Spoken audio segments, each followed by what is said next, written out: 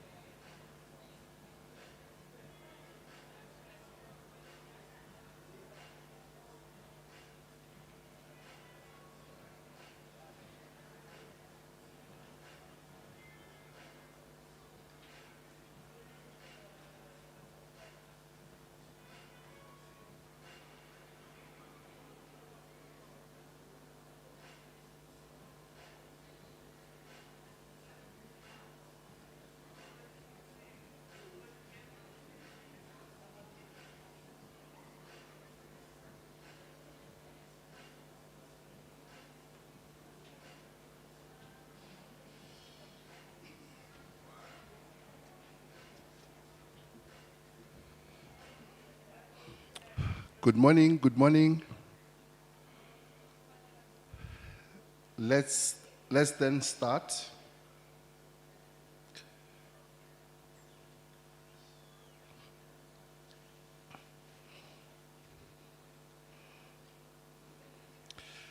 Dreadlocks, Rangosi Dangman.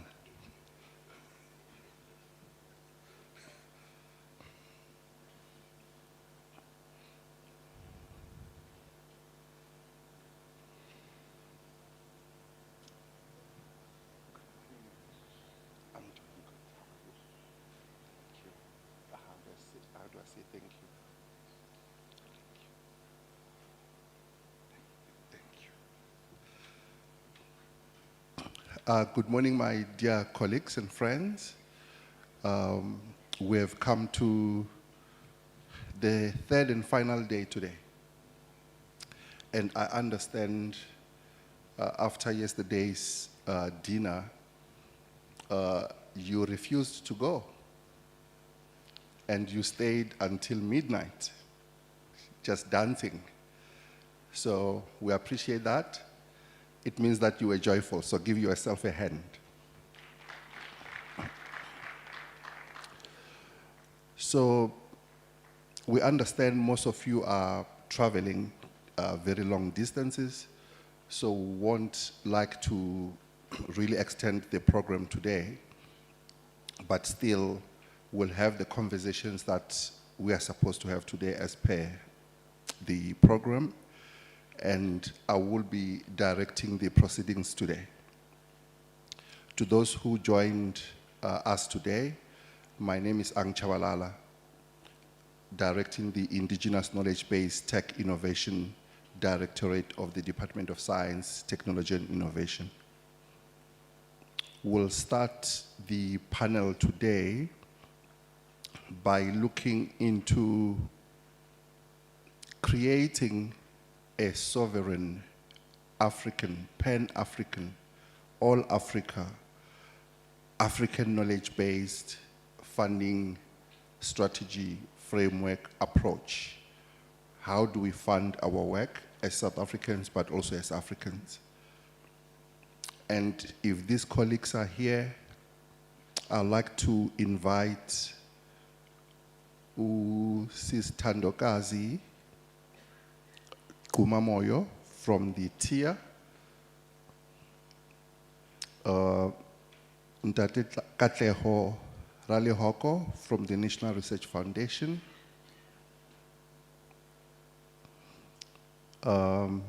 Sis Nontombi Maseko from the DTIC,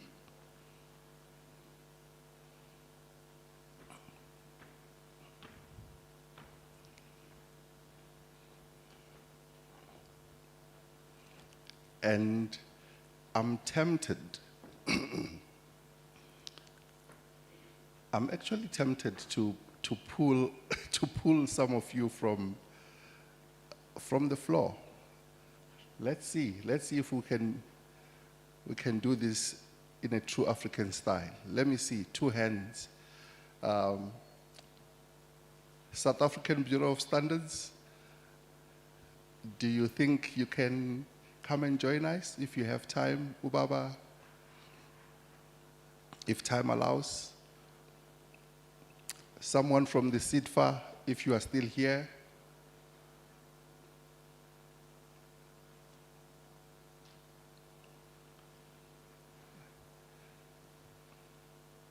You are welcome to join us.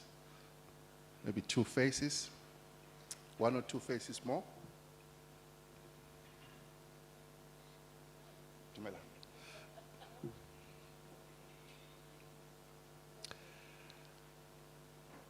Okay, let's then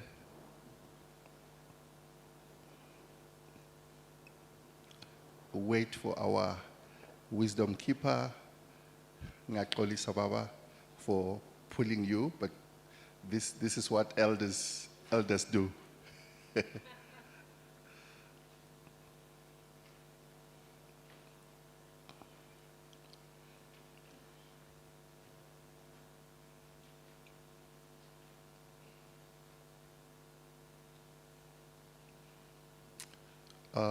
Is there a brave student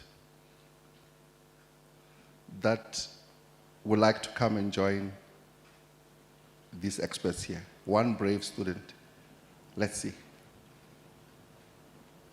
Come on.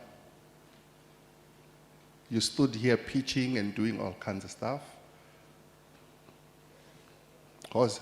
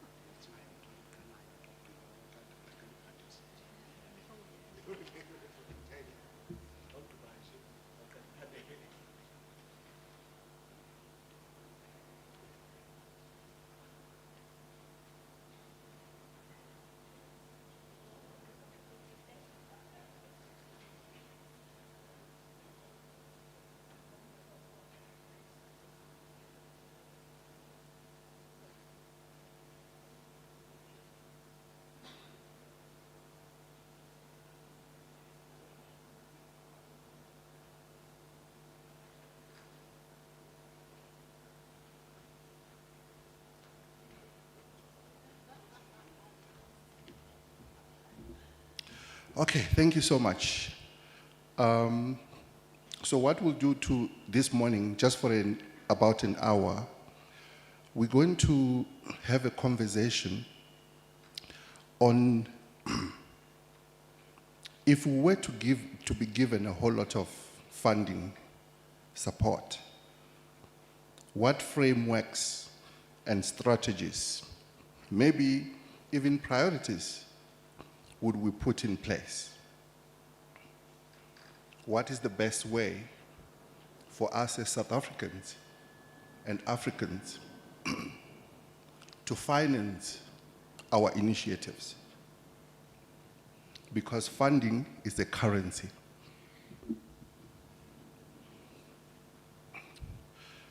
I think they want to arrange the sign language. Just a moment.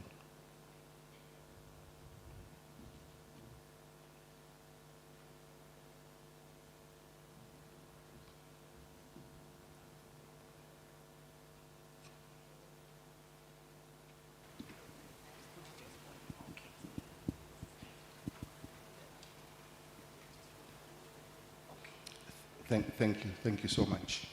So this is the conversation. Funding is a currency. It's power, it's an energy that nourishes everything to be enlivened. So this is the conversation. So what I will do is that we'll start with our colleagues from the Technology Innovation Agency, but for everyone here, I'll ask you to introduce yourselves, where you're coming from, maybe what you do, but then respond to after everything you have seen here and heard, what do you think we should do, not only as the Department of Science, Technology and Innovation, but all of us as a collective? How can we work together to come up with funding frameworks and opportunities to nourish the initiatives that you all heard of? And as I said, not only for South Africa, but a Pan-African agenda, because no one country can develop alone. We are all aware of the challenges that we're having currently. So we'll start with Sis Notando, and then I'll then call the others as we go along. I'll also sit down. Thank you. Please go ahead. Sure. Good morning, everyone. Thank you so much, Doc, for this platform, and just to provide a platform where we can co-create and think together for the IKS support space. So my name is Thandokazi Nqumamoyo. I am the General Manager for Strategic Partnerships, Business Development and Stakeholder Relations at the Technology Innovation Agency. I think before I go into what would a funding structure or look like to really deal with the structural challenges that we have in mainstreaming IKS-based solutions so that they're able to compete globally and are able to compete with your other, mainstream drugs or pharmaceutical companies that we know of, more of Western medicine. I would, maybe I wanna really talk about a bit of what we do as TIA so that it doesn't seem like there has not been any efforts to support new products to the IKS space. And of course, we've got a different funding instruments as the Innovation Agency, starting from your proof of concept to commercialization. And we do have a particular focus unit, an IKS investment unit, where we just look at IKS. Of course, there's energy, there's industrial, biotech, and so forth. But we made a decision together with Dr. Anja Balala that within TIA itself, IKS cannot just be a certain subset under agriculture or the health unit. It must be standalone because it's an economy on its own. The challenges are different. Whether those challenges are geographic or demographic or technical, but it must have its own customized way of funding. And I think since 2021, Doc, or 2020, we then established that unit. And what we've then since done as well is to look at not just putting in money, but the technical assistance. I mean, we've got a biotech, an IKS platform in Free State. I think it's led by Prof. Matsabisa, where we're saying for product development, you've got IKS innovators who are sitting in communities who might not necessarily have the equipment to really productize their solutions. And then we provide that technical assistance as well. But what we've seen is that that's not enough, right? It's not enough on our own that we do that as an innovation agency. The quantum of, we largely depend on the fiscus, we largely depend on the parliamentary grant, and that we know is dwindling. We've seen the challenges that we have in the country. So there's a lot of competing priorities from government. And the thinking that now we are putting across is to say, how do we have an instrument that is able to syndicate funding, not only just from government, which is ourselves as TIA or the DSTI, but from other financiers, your NRFs, your DTIC, your IDC, but most importantly, private capital. That is able to put money in these solutions. But that type of funding cannot be your technical or your typical kind of venture capital funding or commercial funding, because there's a long journey, and the type of innovators or entrepreneurs that you're supporting will not necessarily make money immediately. So it needs to be developmental. It needs to be more than one investor that looks at this thing. So our thinking is that as we move along in the future, we should have a fund that is syndicated by different players and different funders, right? That's one. The second thing is we should have a technical assistance aspect within that fund. So don't just give the money, but you must ask the entrepreneur, what other support do you need? Do you need equipment? Do you need testing facilities? Do you need incubation support? Do you need mentorship? Do you need, so all the other stuff which are not necessarily your rands and cents, but are to support the business development aspect and so forth. So that needs to be put in place. But also what we've done as well from our side, and we're wanting to grow with the department, is centers of innovation and entrepreneurship, where we're saying in rural places where they might not necessarily have access to a free state where there is a platform or a product development platform for technology development, what can we do there where we can have those type of incubators, what you call centers of innovation and entrepreneurship, that a funder must put in place capital to establish those, that if in that particular area you need a certain equipment to make sure that we're able to produce, let's do that. And I mean, we were chatting now recently with my colleague, Unontombi, that, you know, going beyond South Africa when you are selling, the kind of regulations and the kind of requirements, the instrument or the kind of funding must be able to support with that regulatory support. Not only just from a money perspective, but from also from a pool of experts. The instrument itself must be able to give you access to a person that can help you with packaging, can help you with testing, can help you with expertise that you might not have as an indigenous person. All you know is that when I take this particular product and I drink it, my tummy becomes okay. But you need a scientist, maybe in some cases, to help you to, that instrument must be able to give you access to that. And I think just as I part off on this one, Doc, what we've also done from an African perspective, coming to the Pan-Africanism, we've established together again with the support of the department, with Kenya, with Namibia, Tanzania, Zambia. For now it's about 12 countries and we're going to grow that. We're having Cape Verde, Ethiopia. We're establishing a Pan-African Innovation Fund. Now these are African countries who all of those countries have endowment of indigenous knowledge. Right? And we are now saying we as Africa need to rise and have an instrument that talks to what we need to do. Must be structured. The instrument, if it must be equity or loan or grant, whatever it is, but it must talk to how we look like, how we understand things, how we engage and speak. I should not be rejected for a funding application because I could not write proper English. An investor must understand the language and must have expertise to be able to articulate and translate my application in a way that is understandable to the capital markets. So an instrument that is able to walk the journey with the type of funder or the type of innovator you are working with. So what we're doing, even as at an African level, is look at those type of instruments where we're now leveraging each other's money as different countries to put together this Pan-African Innovation Fund, which then has a bigger voice even on the global stage. When we're talking about global competitiveness, now we go together as Africa as one voice with that collective intellectual capital and muscle. Thanks, Doc.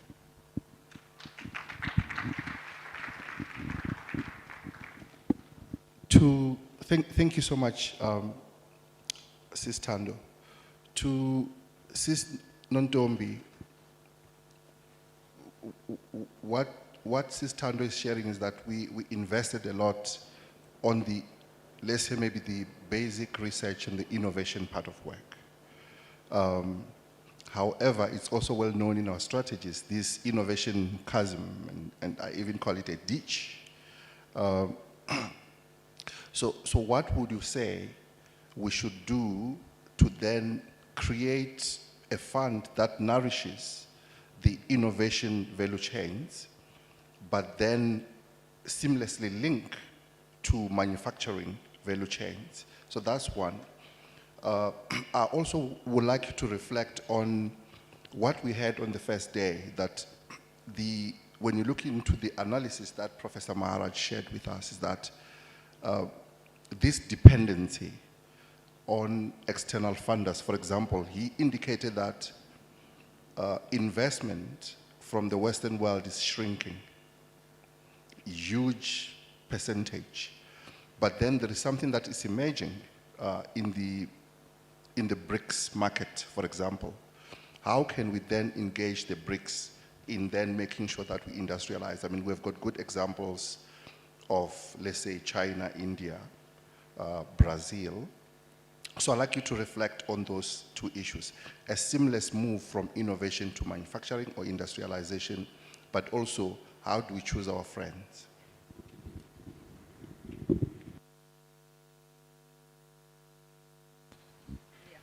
Good morning, colleagues. As already introduced previously, my name is Nontombi Masego. I'm the Director of Innovation and Technology Policy and Strategy at the Department of Trade, Industry and Competition. And I must say, it has been a very fruitful 3 days in terms of moving forward. Now, coming to your question, Doctor, you know, I want to just maybe let the House know that Thando and I has worked for quite a long time in this space. And one of the things that we marvel on is how things, as much as they seem like they're changing, but they stay the same, right, Thando? So one of the very first proposal, Doc, that we had on this aspect, we have a national technology commercialization strategy that we developed between the Department of Science, Technology and Innovation and the DTIC, right? So we co-own this document because we realize that you can't, there's an interlink in our work that really becomes mushy when you need to do this handover, right? So one of the things that we had as an idea from a funding perspective, and maybe now we are ripe for that, Thando, is that, you know, instead of TIA having a evaluation committee for one fund and DTIC having an evaluation committee for another fund and SIDFA having an evaluation committee for a certain fund. Now, if you think about it, from a DTIC perspective, we are looking at potential for manufacturing, we are looking at technology development, we are looking at how you enter markets, right? Export promotion, those kinds of activities. And TIA will be looking again at technology development and also at how really you then transition from a technology to maybe a small scale manufacturing. That's what predominantly they will be. And SIDFA will be looking at the business aspect, the venture that you are going to use to drive this technology into the market. So we're looking for, and this is one business that needs all this support, right? Why are we not sitting in one room and saying, actually, from a SPY fund, I can fund for a prototype development. And SIDFA says, okay, we can do brand development. We can start seeing how we reach the markets. So it becomes one project, as much as we are narrowly defined in terms of our mandate, but we are able to then support you at the stage where you are. Now, don't be too hard on us. We are trying. So one of the things that I've started doing with TIA as well and the platforms is to say, how do we then convert platforms and make them from technology platforms to being industrial platforms, right? Then you become deliberate about what industries must come out from those platforms. So that's just one, you know, a proposal on the table. And I think yesterday, one colleague of us was telling us that the decisions are up to us and the power to make the decision is up to us. So I think we are at an opportune moment to do that. That's the first one. Then the second one is about really leveraging. And we have started doing that.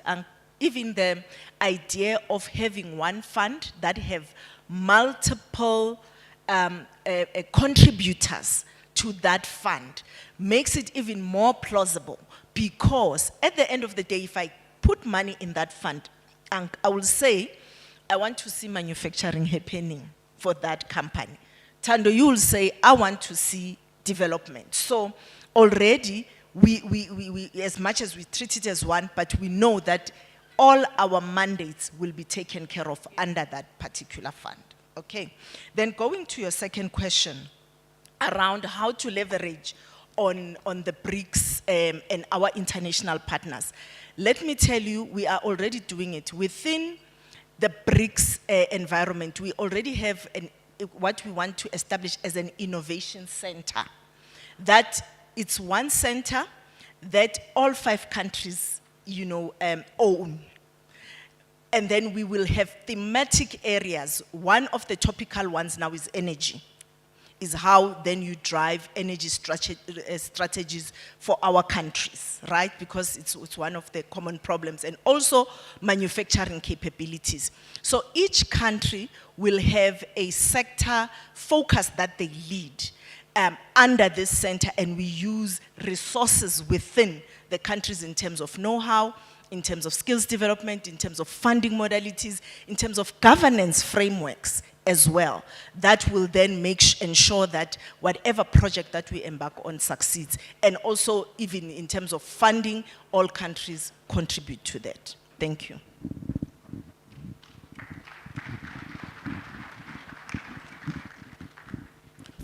Thank you so much.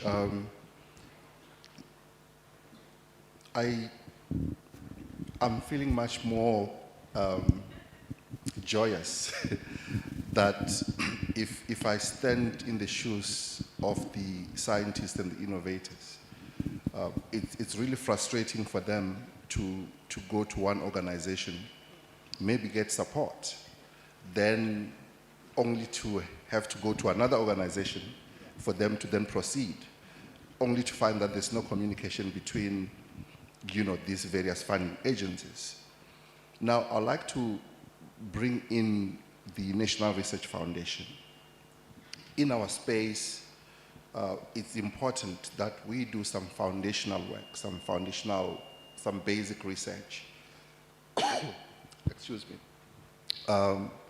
Maybe for the benefit of everyone here, we used to have an Indigenous Knowledge Systems call at the National Research Foundation, which was meant to give us some pipelines, which will end up in innovation in enterprises, then industrialization.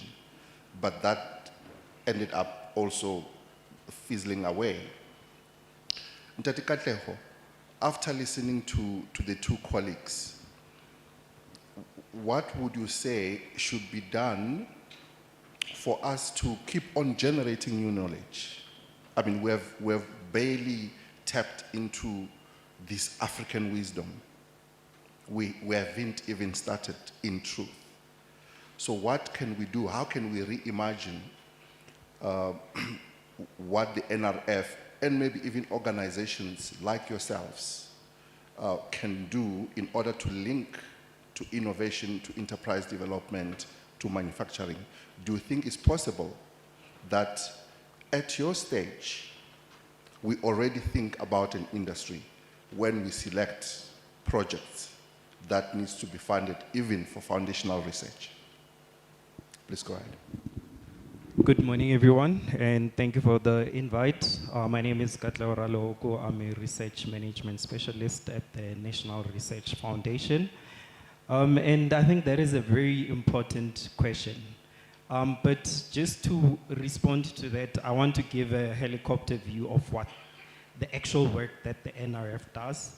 So the NRF is mostly responsible for promoting and supporting research, and more specifically in the human capacity development, right?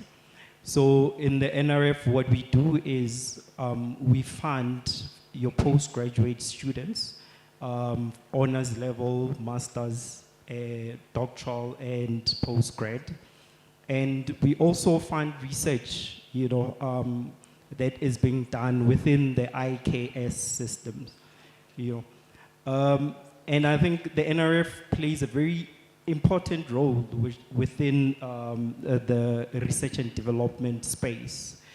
But in the funding of the programs that we do, we also have the centers of excellence that we fund. I had a conversation yesterday with one of the directors from the centers of excellence that deals with IKS, situated at Northwest University. And we also have the Sachi shares, that are split into different tiers. You have tier 1 and tier 2.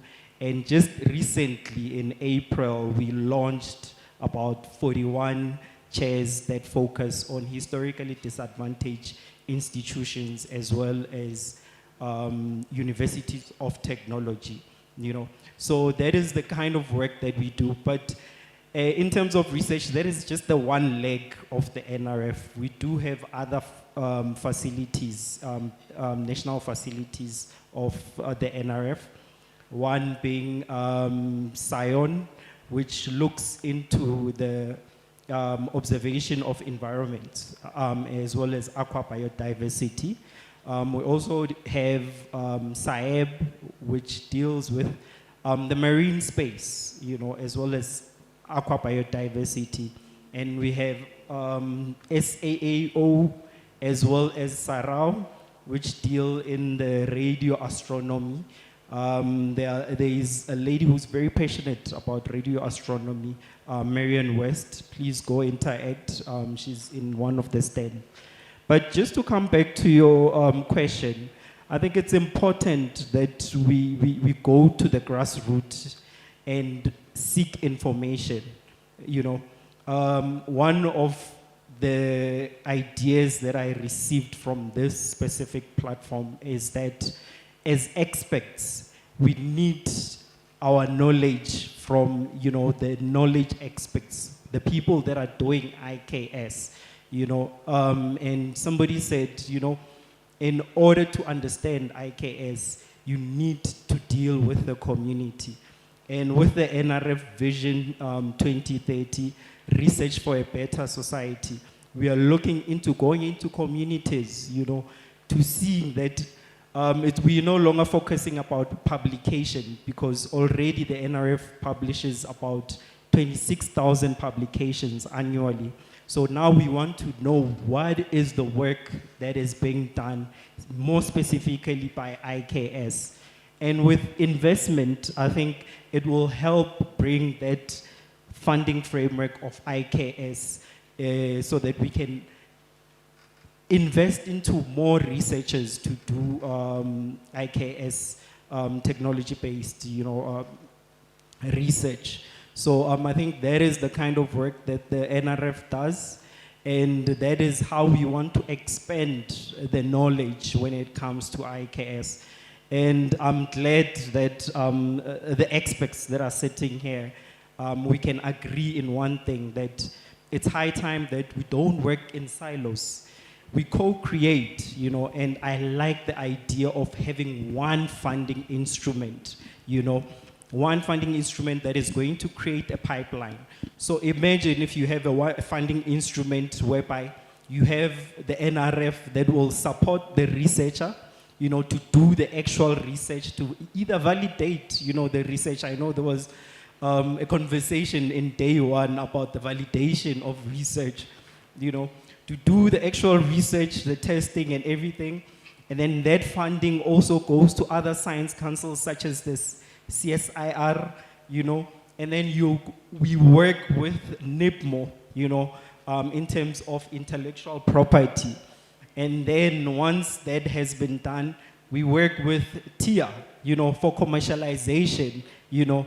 So it needs to be a pipeline, you know. So the idea of just the NRF working in silo, you know, and just focusing on just one instrument that produces publications or outputs, it's high time that is phased out. We need to come as industry partners and collaborate and have a pipeline, you know, and it's important to understand that the fiscal is constrained at the moment, you know, so we can't look outward, you know, we need to solve our own problems, and IKS is, it promotes that idea that Africans can, you know, solve their own African problems, you know. So I think when we have such a pipeline whereby we have a co-creation fund, whereby all these, you know, different partners can work into creating a pipeline, you know, so that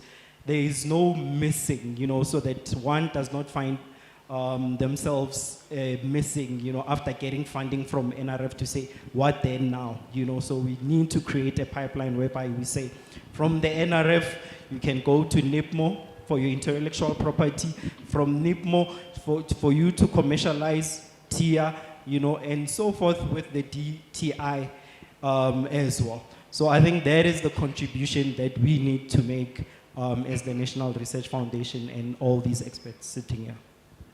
Thank you. No, thank you so much. That is much appreciated, that there is this alignment of thought, that we cannot have this segmented type funding. So we need a holistic type funding mechanism and system that then takes care, in your case, of the knowledge creators, which will be the students, but also the scientists, to generate this new knowledge together with the knowledge holders. Mkhulu, we have been working together for quite some time, you know, the SABS and the DSTI and the consortia, especially the tech transfer commercialization platforms. I remember back in the day, you used to have the design clinic at the SABS. I don't know if it's still there, but my thought was, you know, as you can see, we have so many small, medium enterprises. I can't even imagine, for example, to the likes of the CITFA and yourselves, how you cope with working with very many small, medium enterprises. Is it feasible to say we can create industries for every individual enterprise? Or in your space, are you deliberating on how we can come up with spaces where, shared spaces, let me say, where a collective of enterprises that are in the same industry can share those spaces so that we maximize, especially in terms of the funding, the energy, but to align the strategy towards industrialization? Share with us what you do as the SABS, your main mandate, but also I know that you have been grappling with these thoughts of how can we have as many small, medium enterprises into the space, but towards industrialization, mass industrialization. Thank you. Thank you very much, Kel. My name is Dumsani Mgati, as they've said earlier on. I'm the lead sales and business development within the SABS. My role is to create strategic partnerships with government entities as well as private entities. One of the other key roles is to develop MSMEs as well as cooperatives. Now, one of the biggest hurdles that we are dealing with as SABS is getting a whole lot of MSMEs coming to the SABS saying, I've tried to enter the market. They are saying, I need to be certified. But the biggest hurdle that we have to deal with is that they cannot be certified while they are operating in their garages. They cannot be certified while they are operating in less desirable areas. And this is one hurdle that we are dealing with day in and day out. And it is for that particular reason where we are starting to look inwardly with our facilities management team to say, SABS, we've got facilities that are empty. Why don't we look at such facilities and convert those as hubs where MSMEs can come in and produce? But we need to also, as an organization, make sure that those particular hubs, they are fit for purpose. So that even when the MSMEs are saying we would like to be certified, we don't certify the MSME, we certify the hub.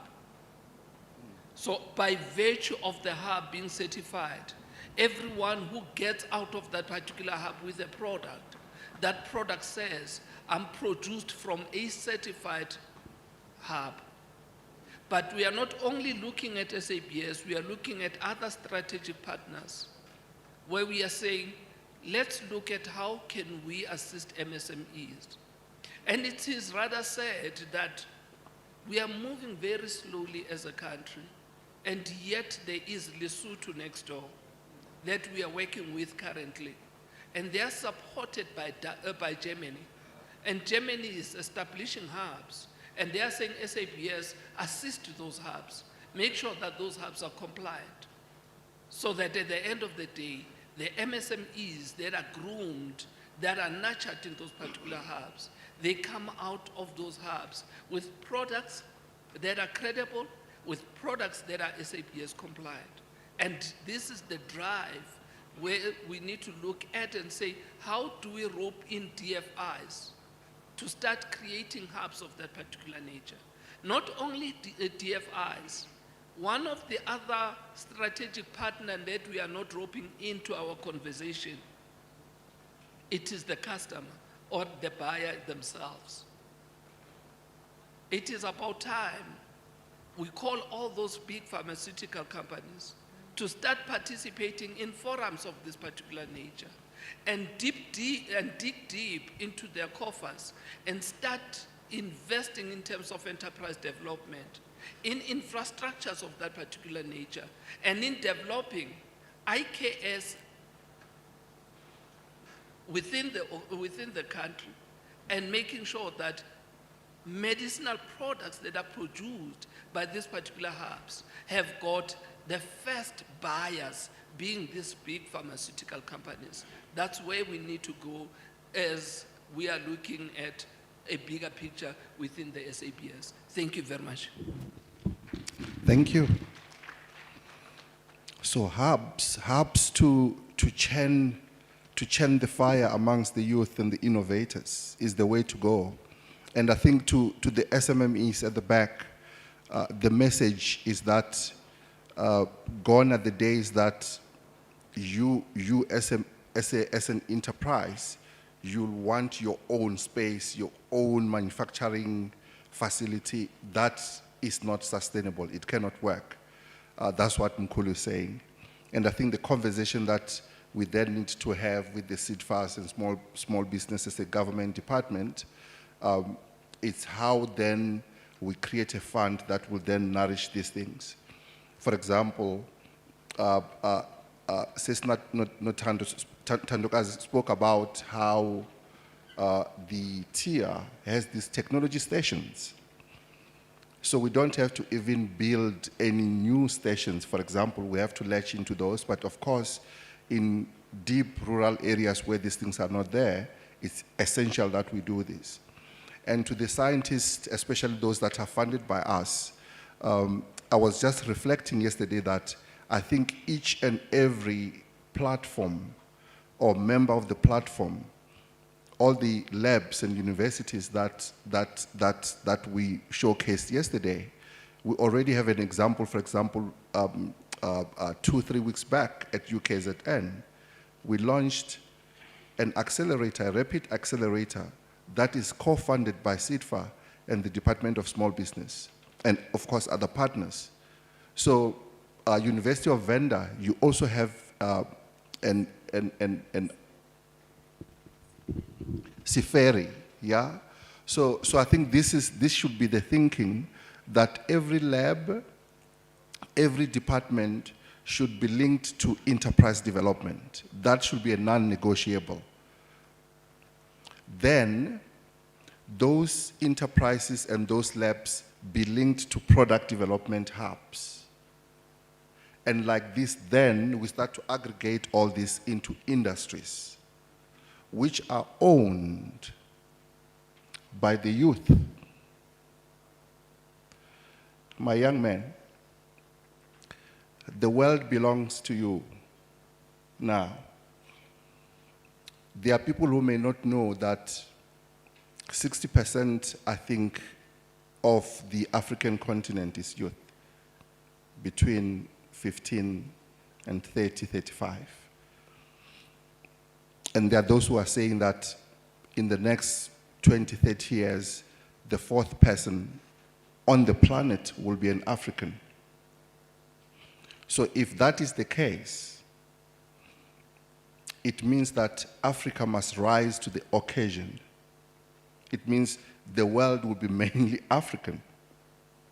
And if you, as the youth, do not rise and become visionary and resilient and audacious in creating what we said in the video, an uncreated future, then the planet will be doomed. So you listened to these policymakers here. They might have spoken a language that you don't even understand. Even me, sometimes I would be like, what are they saying? Because I can't understand the language and the jargon.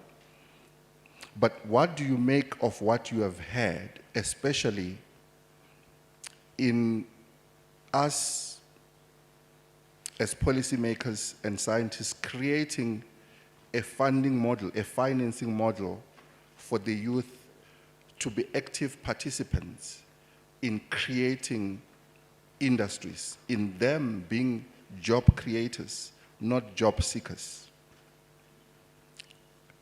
It may be a tough question, but I know you will handle this with grace. Go ahead. Firstly, I would love to thank you, Doctor, for this opportunity. And I heard Doctor here mentioning something about if you understanding IKS, you must firstly understand the communities where knowledge comes from and how it works.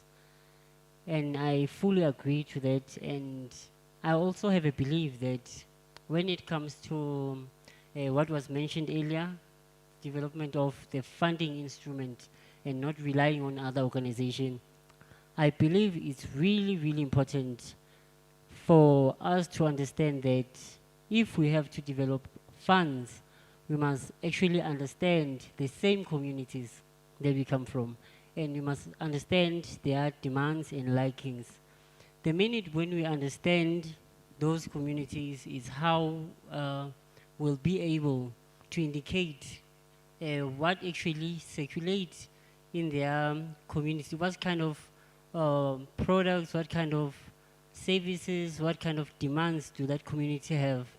And when we understand those demands on the community, that's when we know what can we give to that community and what will actually work in that community if anything has to be commercialized. Then coming to the point of youth being creative, creating jobs for themselves and not relying mostly on employment to actually sustain in their lives. It's actually important for us to understand that we need each other. We need to encourage community unity. This is the most important thing because most of the SMEs and businesses that are realized in our communities, they are not supported because they don't have the good products. They are not supported because they lack marketing. They are not supported mostly because of the unity that we do not have as the need, and that we need one another. And we understand that if one SME has actually created an opportunity, that's when we understand this, what their creation does not only benefit them, but also benefit other people. This reduces selfishness and understanding that your success is also my success, which will encourage job creation and mostly independence. And last but not least, I do not love only talking about this conversation of funding instrument, most important. I run a stock exchange company, which is the Kasi Stock Exchange, which you can actually get your company listed there, and then you can actually go there and check the companies that are on the local, which you can purchase shares there. So this actually allows the communities to actually benefit from their local company. If I invest in that tech shop, and I also go in that tech shop and buy, I know this tech shop is going to actually make money because I'm supporting it, we are supporting it. That means its growth will actually also benefit us back. This will also actually help us more into developing our own system, which is the most important thing. I had earlier on, even on the first day of the event, they mentioned something. I had one of our doctors, Dr. Mteo, mention one of the most important things, that why our indigenous products need to be validated when they've been working long time ago. Why do we need Western recognition to say, yes, it's like we are needing a Western approval for our products, which is one of the most important things that we must actually address and actually work on. This, if we actually dominate our market, firstly, therefore we're going to strengthen, and not only strengthen them, but make them stable. As they are stable and the community will understand how our economy works, how these products help us, how do we benefit. Therefore, we'll have much support that even if we create a parallel system whereby people who understand that our indigenous product don't need Western recognition, even though who say there are people who believe that, no, we still need to follow these procedures. They are still right, they're not wrong, then we can still create another system without hitting the current system. So I believe that will actually help us also to empower youth to do lots of better things and innovation and increase and improve creativity, as we'll be supporting each other.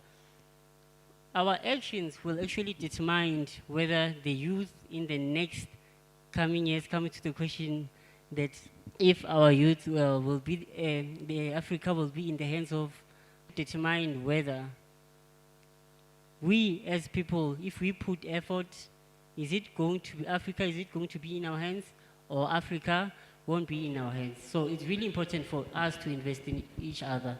It's really important for us to actually encourage each other to invest in the SMEs.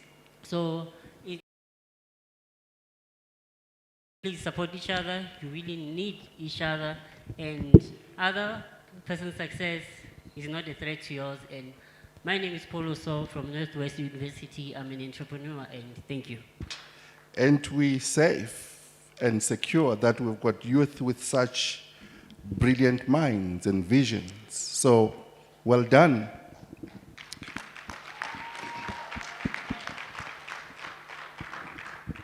We would like to have more conversations around these issues, but we don't have time.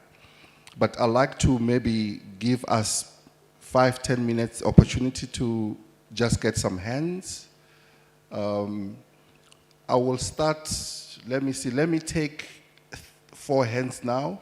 Ntate, all the way from the back, I think is the master donkey milk elder. And I see Professor Galeni. This side, I see Ntate Petulo. Did I see some youth here? Was it a hand? How many hands? 1, 2, and way at the back, Ntate Muteo. I request that you be crisp in your questions. So I'm inviting strictly questions because of time, no commentary. If there are commentary, I will be surgical and cut you. Ntate at the back. Doc, earlier on in an open statement, you spoke about creating industries. The industries that they will create employment. Now the question is, my question goes to SABS.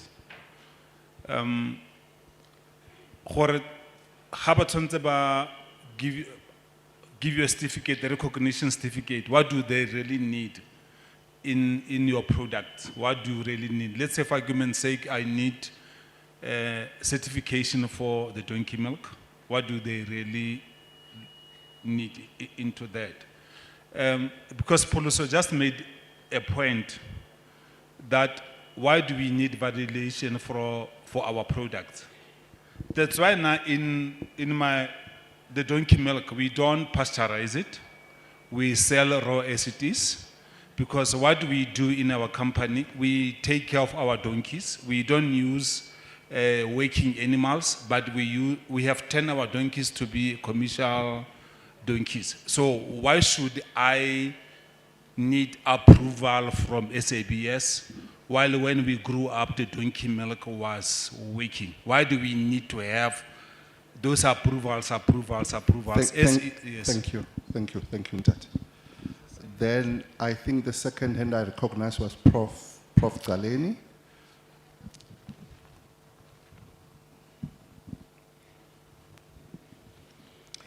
I like the concept of the hub, but I've had an experience in KZN doing work for KZN Economic Development, trying to establish a hub for traditional medicine.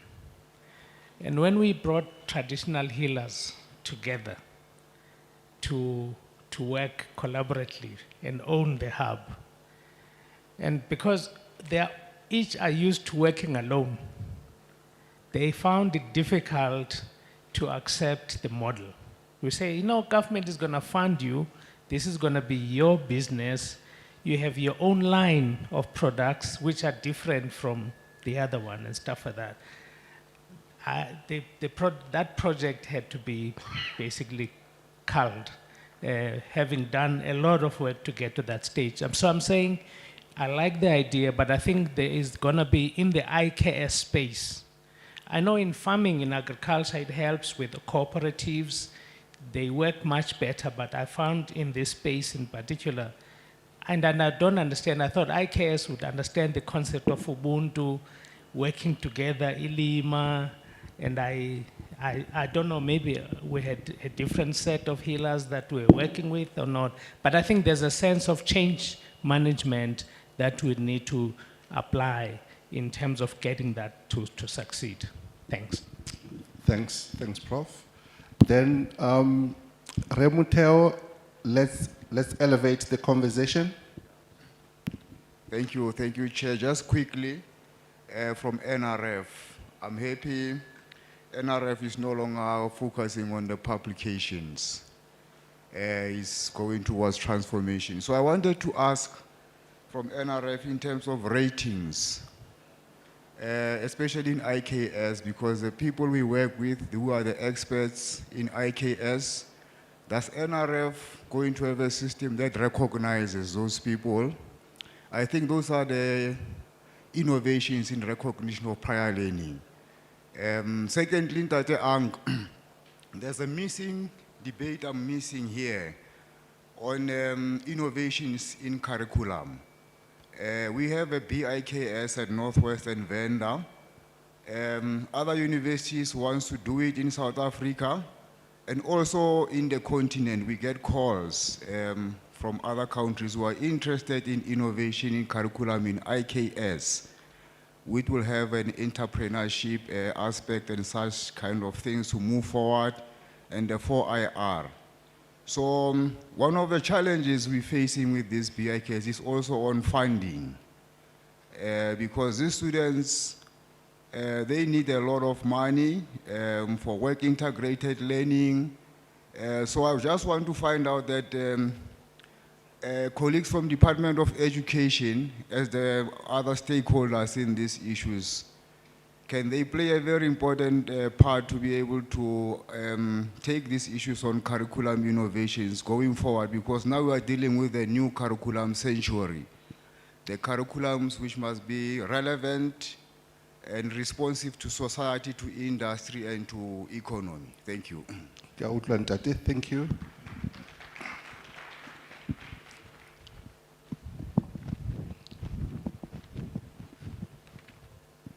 Dr. Marsha. Good morning, and thank you very much for the opportunity, and thanks to our experts.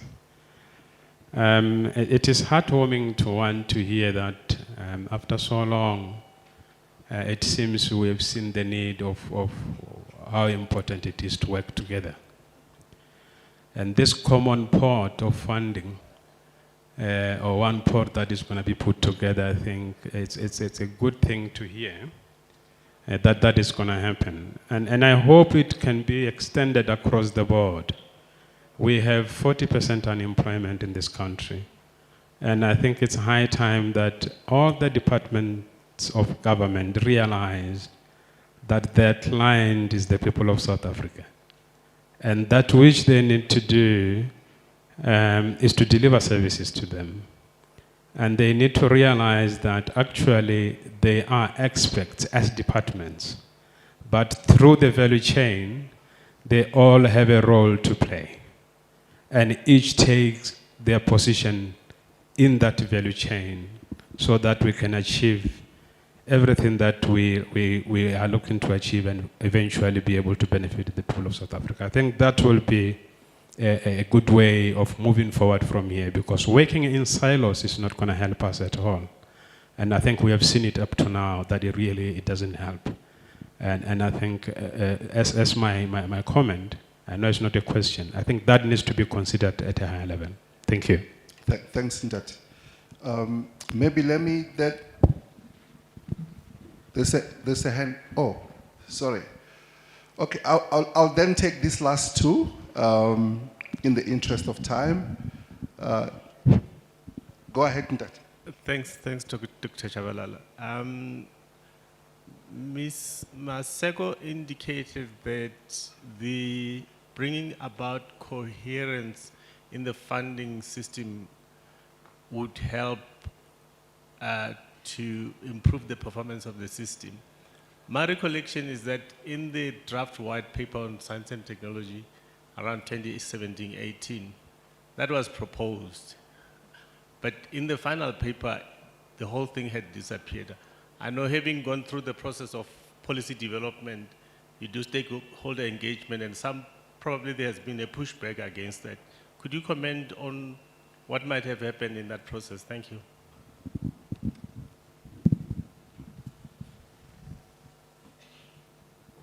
Please go ahead. That will be the last one. Is it, I can't see, is it Mike? Thank you, Doc. And I'll be very quick. I think the question I have is around disclosure on previous investments in IKS enterprises and what the rate of return has been in an effort to try and attract external private money into this sector. And the reason I ask this is, if you look at the tech industry, which on paper is valued at 13 billion rand a year, compared to IKS, just the medicinal sector has a potential value of 25 billion rand. But the tech sector receives a lot more private investment than the IKS sector. And when you do the analysis, there's a lot of information about investments in tech enterprises and how they've performed, allowing investors to have confidence to continue investing in tech enterprises. But when we look at successful IKS enterprises, take Porsche M for instance, we know it's a great business, it's doing well. But as an investor, trying to calculate what is the sort of risk associated with this enterprise, the rate of return, it's very obscure. But you look at Yoko, also a South African enterprise, you start to assess that, and it's very clear the level of risk, the rate of return. So this is a question to the funders who come in this developmental space, DTIC, TIA.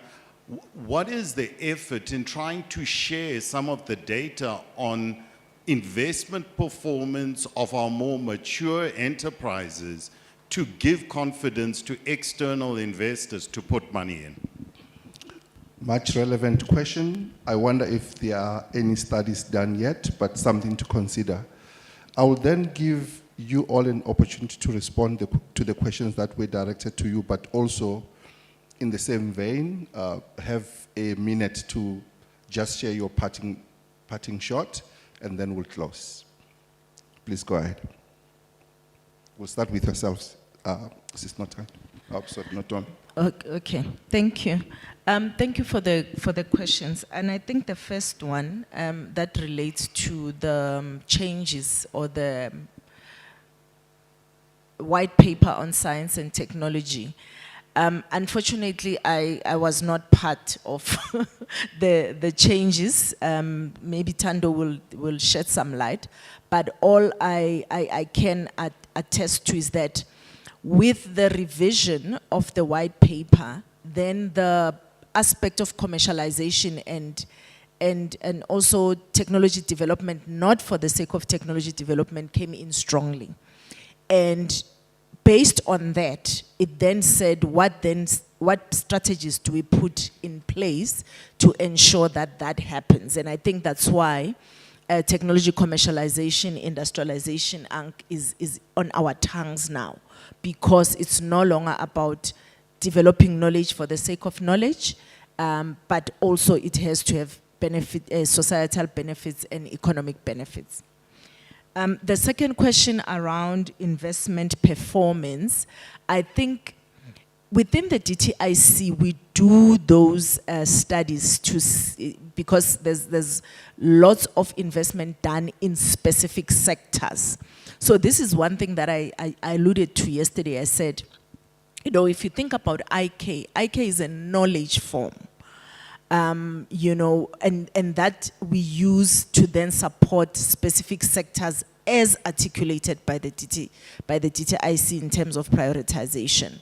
So within each sector, those studies are done to say what even local investment and you know, foreign investment, foreign direct investment that was made, and what is the return on investment, and those I think are in public domain. I wouldn't think there would be one on IK for instance, because IK is not, you know, classified as an industrial sector, I think yet. Maybe that's the right way to say yet, but yeah, with other sectors that we are driving as priorities within the department, we do those investment on return studies. Thanks. Thanks. I'm gonna start with the one on the investment by private sector. So if you look at the percentage share of the JSE ownership, that is the Johannesburg Stock Exchange, 60% of the companies that are listed there are foreign companies, and with headquarters elsewhere, which means that investment decisions are made elsewhere, not in South Africa, are made in countries, first world countries, which don't necessarily even know and understand what IKS is. They understand your Panado, they understand everything else, but they don't understand it. So they cannot then seek to invest in areas that they don't think is valuable for them. That's one. The second thing is that for private capital, IKS is a competition to the private market. You are going to be competing now with Aspen, with Panado, because you're going to be using this other a product which is indigenous. You find at the back of your house. And so it does seem like it could be a competing investment area for private capital to come in, and which it should not. So what we've done to bring in private sector investment, at least from our side as the department and the Technology Innovation Agency, and I think it is going to deal with Matlowi's question as well around a common funding instrument. What private sector requires for it to invest, particularly in a sector that it, number one, it doesn't really understand and it doesn't see an immediate benefit, but if you're able to define the investment mandate for it, it needs what is called first loss capital. Israel has done it very well. First loss capital is saying, should this thing not work, I as private sector, I would at least lose 50%, but you as the state or whoever else is the investor in that country will lose 100%. So private sector requires insulation. And hence the Department of Science and Technology Innovation, in 2019, 2020, they launched what is called the Innovation Fund. Now, the Innovation Fund was meant to be that first loss capital for private sector to come into sectors which were largely not sectors that private sector would come in. They are risk, they're not well known.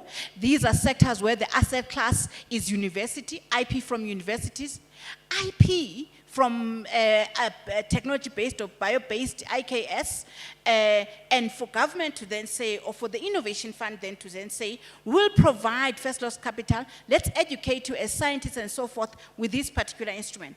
And what you then needed to do, you needed to find fund managers who are in the same space, which are private sector as well, who understand the language and understand the sectors, who also look like those sectors, who would then be able to manage those funds and leverage them with other private sector markets. Let me make a practical example so that I'm not seeming to talk theory. What the Innovation Fund then did, the first installment was about 200 million. We took that 200 million, we then said, okay, we will partner, we'll get implementing partners. One of the implementing partners will be the Public Investment Corporation. Now we know the Public Investment Corporation is one of the biggest pension funds in Africa. It's 1 trillion, whatever, right? We will give them a certain, we'll give them about, let's say, 80 million rands of the Innovation Fund. They must go and then remember, the PIC funds most of the JSE listed companies, and they give money to them as well in terms of fund management. They must go and leverage that innovation fund, but taking the sectors that are in the decadal plan, those including the biggest being bioeconomy. Then we said, okay, let's also look for private sector to manage this capital and leverage it. We worked with the SA Innovation, SA SME Fund, which is a venture capital fund owned by private capital. These are your Aspens, your Ingram and so forth. And now those companies are indirectly investing into these sectors. Now what we're seeking to do with the new fund for ICAS is exactly that. We're then saying, let's look at this joint fund, which has everyone else putting money into this pot, including your government investors, your SET for IDC, DTIC, NRF. I'm so happy, Doc, NRF is intrinsically, it's just organically coming into this, right? That the vision with us putting this IKS Innovation Fund is to exactly take that model. We will then say, let's look at a private sector fund manager, because a lot of private sector has anxiety to give money to government, trust, PFMA, takes long, and so forth, right? But then still as private, as government, you don't become a limited partner. You still are very influential in the decisions and the policies that are made. Then we're saying this common instrument must then find a place to now provide that first lot capital. Number two, provide blended finance, insulation of that government money together with private capital. And what we've done since 2019 as TIA, just to give you a practical example, we have done that. We launched what is called, I mean, the gentleman from NRF was talking about industry coming together. We launched what is called the Industry Matching Fund. We put money together with IDC, with PIC, with SETFA, with DPSA, into specific sector-focused funds. One of it was biotech, which was not including ICAS at that time. One of it is university technology, one of it. So we've done it since 2019 till now as TIA, right? And the department has helped us through the Innovation Fund to execute that. So with ICAS, it's the same model, to have a dedicated ICAS Innovation Fund, which is that central instrument that Lontombi and NRF was talking about. So it's a journey that we've already started, and we're now seeing private capital coming in. Now let's go to Matlow's point, which I think I've inherently covered, around saying that the white paper had this idea of a single instrument for specific or what, a way of syndicating. Of course, you know that we've transitioned from white papers to what is now called the decadal plan. Now, chapter 6, I think it's chapter 6 or chapter 9 of the decadal plan. Please, I implore you to go and read it, colleagues. It talks about coordination of the system. Now, from an innovation perspective, it talks about the advent, since 15 years ago, of a Technology Innovation Agency and the National Intellectual Property Management Office, NIPMO, which were meant to reduce fragmentation of innovation funding support. That particular chapter talks about the frustration of a fragmented funding ecosystem to support what from your research to your industrialization, to Nondombi's point, that we must have a value chain approach, hence the birth of the Innovation Fund. Hence, in our cases, Tia, to make that work, the birth of the Industry Matching Fund. And so my point is that the department never necessarily lost it. I think it delayed to do it, but since 2020, that has been the approach. And hence the new approach of saying, a central fund, because the department is already, so the decadal plan promotes it. And actually our KPIs, one of our KPIs from the department is that you must show to us that you've leveraged funding from other people and so forth. So it's already intrinsically there. And what that fund would look at, now I'm reducing it to the IKS a joint fund that we're talking about. It would work from what is called, private sector calls it pre-seed, seed, and Series A. Pre-seed is where you are talking about your proof of concept, where your NRF would be largely exiting and the tier coming in. It talks about your seed, it talks about your commercial, it's Series A, which is the manufacturing and so forth. So what this fund would then look at is pre-seed to Series A, all of it in one, and that's how private sector funds.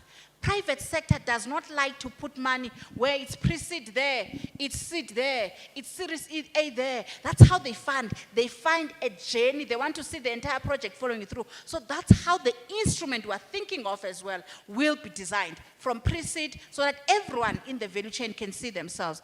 I think the last one was really around, I wanted to comment a bit on the hubs that Prof was talking about that.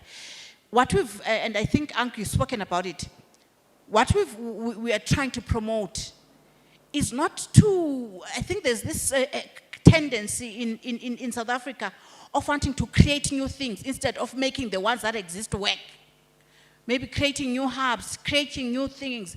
If you look at our technology platforms or our technology stations, one of the models we're putting in partnership with CEDFA, and with the DSTI and other players, and at DSBD. Actually, they wanted to do tech stations and they've stopped and said, we're going to work with you, is to create semi-commercial pilot manufacturing facilities within the tech stations, because they already have that and the platforms. Now, CEDFA and DSBD, Department of Small Business Development, used to have an instrument called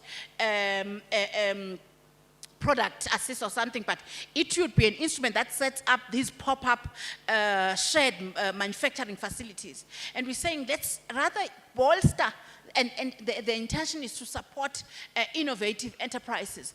But we're saying the existing facilities, which are tech stations, where most of these ICAS SMMs are already supported. So it's not going to be a new thing. Let's have those semi-commercial piloting facilities.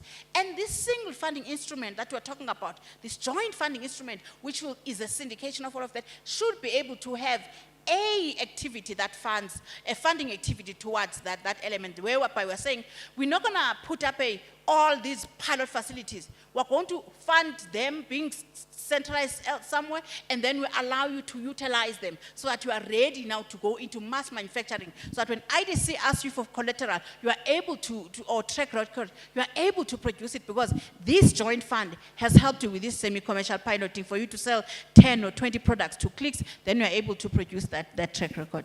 Thanks, Sam. I think I'm also going to comment on that IKS hub. I think one of the idea, before I come to you, Dr. Mateo, I think one of the ideas that make such hubs fail is that as policymakers, we are to blame. Sometimes we create these hubs with the idea of, trickling down the decadal plan, the national priorities towards the community, But just try and imagine a situation whereby before having a hub, you engage with those traditional healers to say, what kind of a hub would you guys like to see?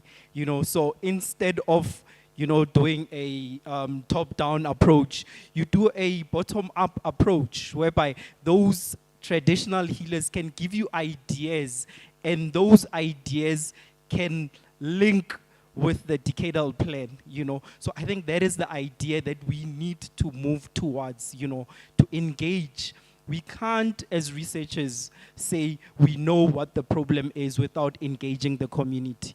We first have to go to the communities, work with the communities, and understand the problems before we can start with our research and solve these problems. And coming to Dr. Motero's question of rating, yes, that is a transformative idea.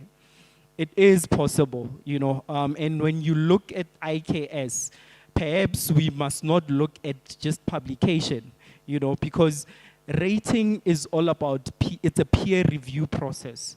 Perhaps when it comes to IKS, what we need to look at is the kind of work that these knowledge bearers do in the community, and if there are articles, that prove that there is such a work that is being done, then we can use that as a basis, because that in its sense is also a publication, the work that you do, and hence that is why I said as NRF, we are moving towards a vision for 2030, research for a better society, whereby whatever research that is being done and can have impact. And I think when it comes to investment, just that last point, we need to pat ourselves in the back when it comes to investment. When you compare with the BRICS country, South Africa is sitting at an investment of 0.6% when it comes to the GDP in research and development. And I think the other countries such as India is sitting at 0.7%. And Russia is sitting at 1%. Interestingly, Brazil is sitting at 1.2%. And then China, obviously, there's a lot of investment that goes into that. They are sitting at 2.6%. So I think there is investment within South Africa itself, and we need to pat ourselves in the back. And just the last takeaway, I think we need to shift away from thinking investment comes in a form of monetary value. Just this platform has created a network that on its own is investment. Thank you.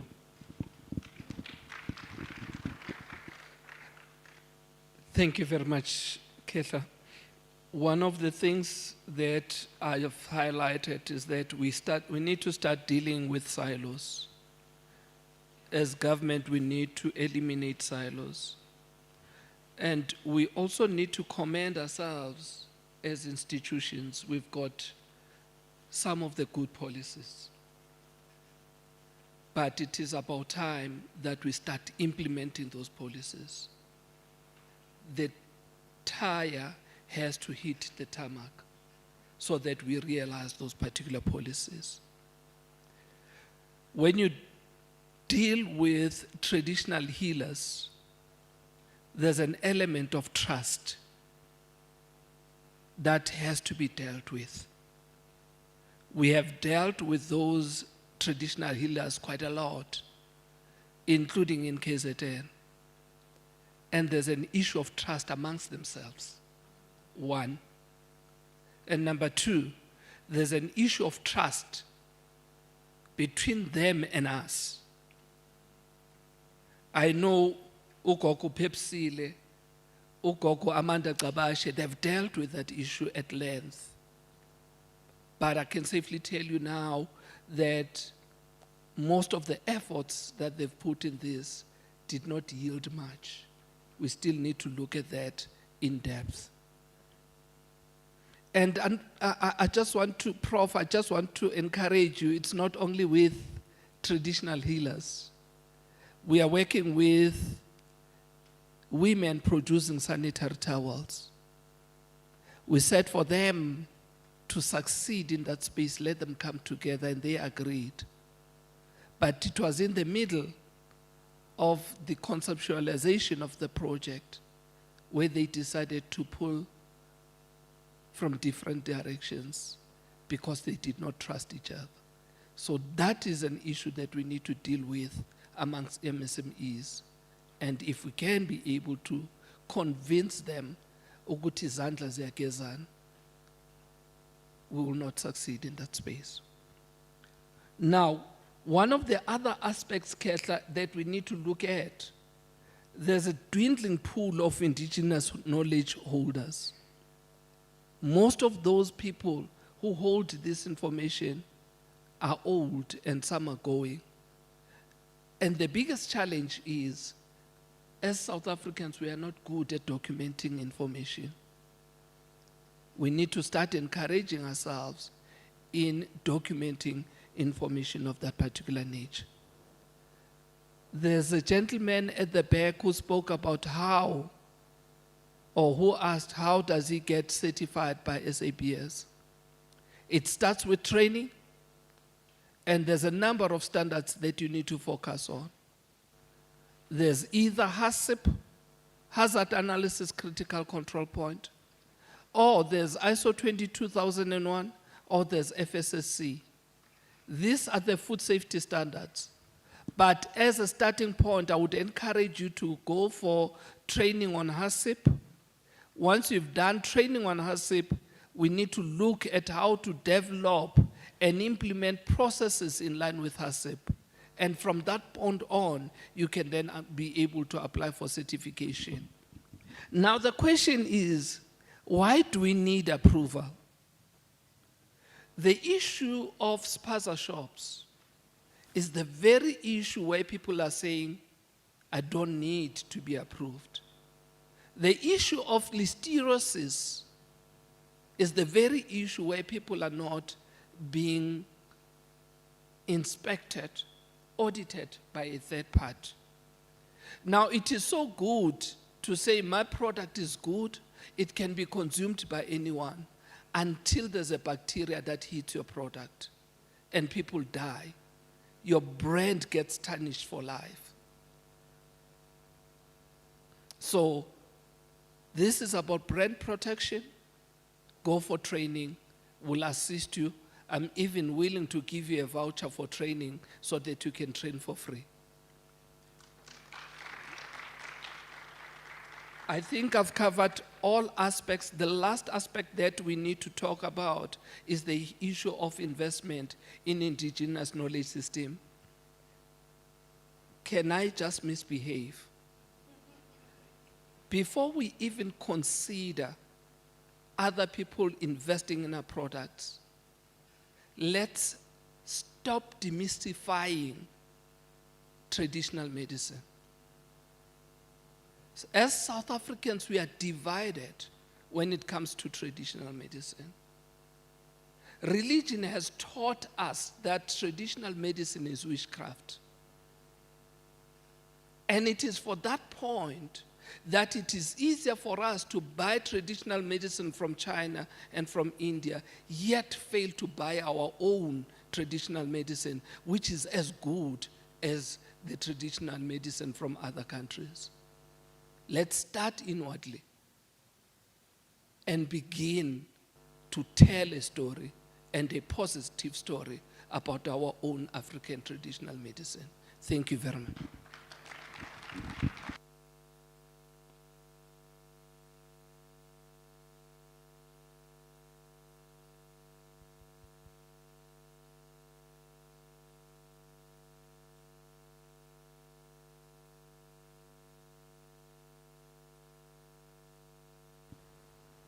Thank you, thank you. I believe that every topic, every question has been covered, but I would love to actually create awareness on something that I believe it was not touched or tapped in, or maybe it was raised in the room, or I may not have heard it properly. We are actually mostly focused on investment, attracting investment from private, different organizations, which is really a good thing, I believe, and it's going to create a major good impact. But one thing that I have realized is that I never heard about how are we going to protect those investments, which I believe. I have actually conducted a survey for more than 80 local businesses when I was listing some of those businesses in my stock market online. What I realized is that most of those businesses, they don't actually know the true value of those businesses due to lack of knowledge about those businesses, which is actually, it's a risk to actually not know how much the business is worth. Someone can come and say, okay, I want to invest in your company, and which is really a good idea, which is going to be really impactful for the company. But it is also negative not to know its value, because if other external sources, they actually invest much and take more from the company, that takes the companies and ownership of the knowledge away from us. That makes us to be the one presenting those companies, but we do not actually own them. And if we do not own those companies, that means we don't have power for ownership and control over those companies. That's why we're having problems such as people who actually request that some of the products should have standards, they must need to be on the shelf. That's why we're having this type of requirements to be on the shelf. So it's really important for us to protect those companies from being taken away from us instead of us only representing them. Thank you. Thank you so much. Let me thank the panelists for all the wisdom that you have shared, but also the vision and the strategies. I think we now have a unified resolution that we need a holistic funding model for our endeavors, a model that links innovation and manufacturing. We cannot have all these disintegrated funding mechanisms that at the end of the day do not take us anywhere. It is time for us to industrialize using this knowledge. Maybe a few things, few takeaways, so don't worry, we still have some times in terms of what we'll save up in the afternoon. One, I want to just emphasize what Mkulu said. You know, last night I said, we live in the age of science and technology. And if you're not aware, one who controls science and technology controls the world. It is a fact. If you want to be a business person, an entrepreneur, an industrialist, especially in natural products, you have to make sure that there are processes that you follow for your products to be safe. I said the other day that science is universal and that we need to disabuse ourselves from thinking that science is Western. We are producing science as Africans. You saw the scientists, the quality of the scientists that we have.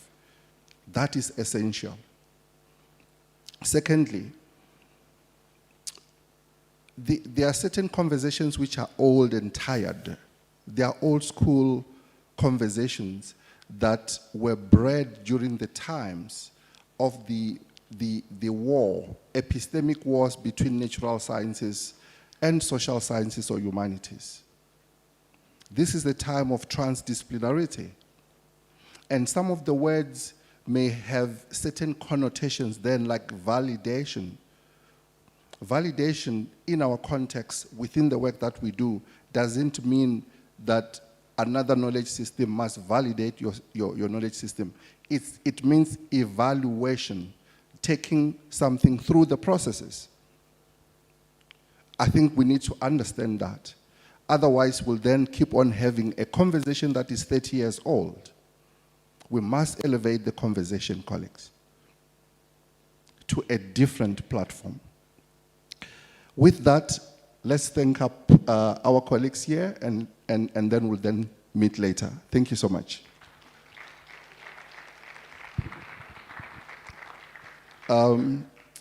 Apparently, they want a quick photo. Someone at the back. AV, you wanna give them a photo whilst I give some announcements. One is that the panelists from day one, please go at the back at the Department of Science, Technology and Innovation, small office at the back. for your tokens of appreciation. They were not ready on day one. So panelists from day one, or panelists from day one, please go there. Or if you were in any of the sessions where they didn't give you your token of appreciation, please go there. Thank you. Then secondly, what we'll do is that we'll take a break now, maybe for 10 minutes, tea break if you can. And when we come back, we'll then have 15 minutes summary presentation by Dr. Malindisa. They worked with Dr. Groot-Brom. It's a team that we put together with Dr. Groot-Brom to move around, to scout around, to listen to the conversations, for them to give us a high-level summary of what it is that we're discussing here, so that everyone goes home with that in mind. And then after that, we'll then initiate what will be then a closing ceremony by having various responses, mainly from the partner universities. So Prof. Netswera, you'll get ready. Prof. Dladlama, Prof. Midupe, or whoever is representing him, Yancy, Ntombi Hadebe, and I think I was given Tulu Fellow to represent all the students from Digest Aid, and Mamnon Dumiso Patla to represent the elders and the SMMEs. So let's break for now for 10 minutes and then come back, and then we'll then initiate this closing ceremony. Thank you so much, colleagues.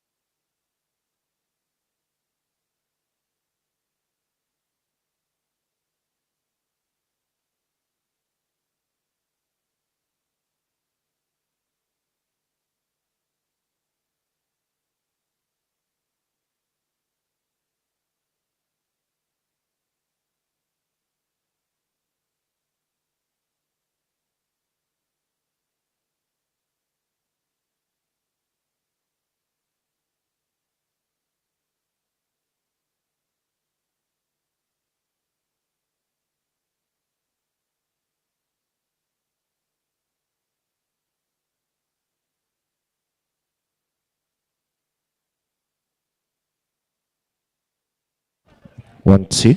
1, 2. Okay. You can hear me. I'm up. Buele Lemus.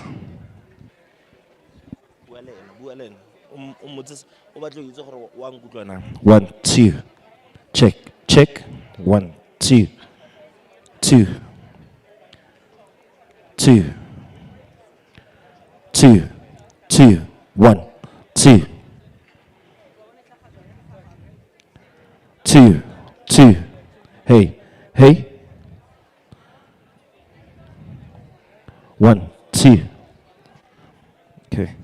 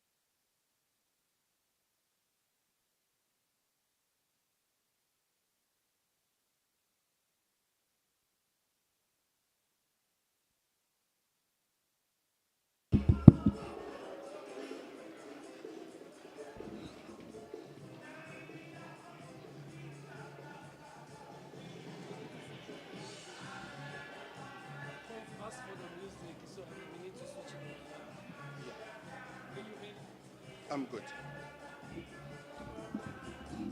All right. Let's circle back.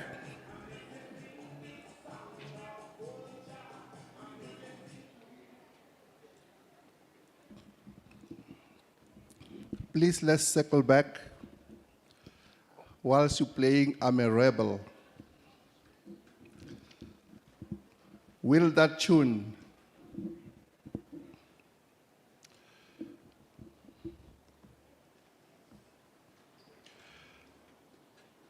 so what we'll do now is to take a short summary presentation by the team that Dr. Grootboom put together. I think Dr. Nomzamo, are you here? Awesome. Your presentation loaded? Okay, wonderful. Let's then have the summary presentation by Dr. Nomzamo. Please come through. And let's welcome her with a hand, please.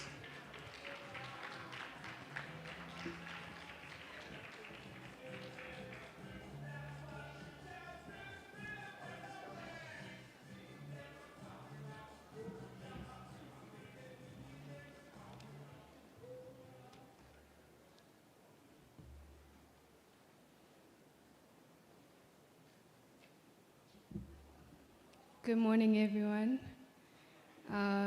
My name is Nomzamo Malindisa, and I'm here to give the high-level summary of this Innovation Summit. It is an honor to deliver this high-level summary of the 2026 Indigenous Knowledge-Based Technology Innovation Summit. Over the past 3 days, we have engaged in rich dialogue, rigorous analysis, and forward-looking reflections on how South Africa, and indeed the African continent, can position indigenous knowledge as a driver of innovation, industrialization, and inclusive economic development.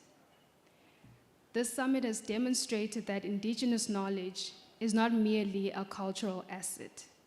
It is a strategic resource for national competitiveness, community development, and sovereign innovation. The conversations that were held here have reaffirmed that the time for incremental progress has passed. What is required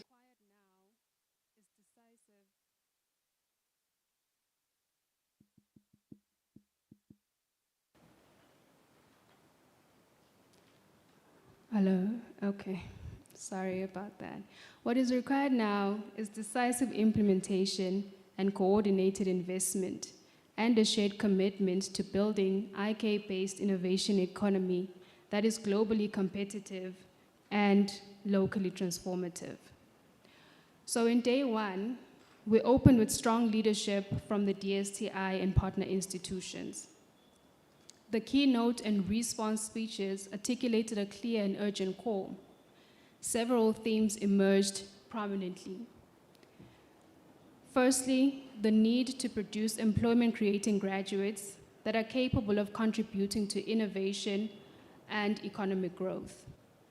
A move from policy frameworks to tangible implementation outcomes, emphasizing the policies that must now be translated into measurable impact.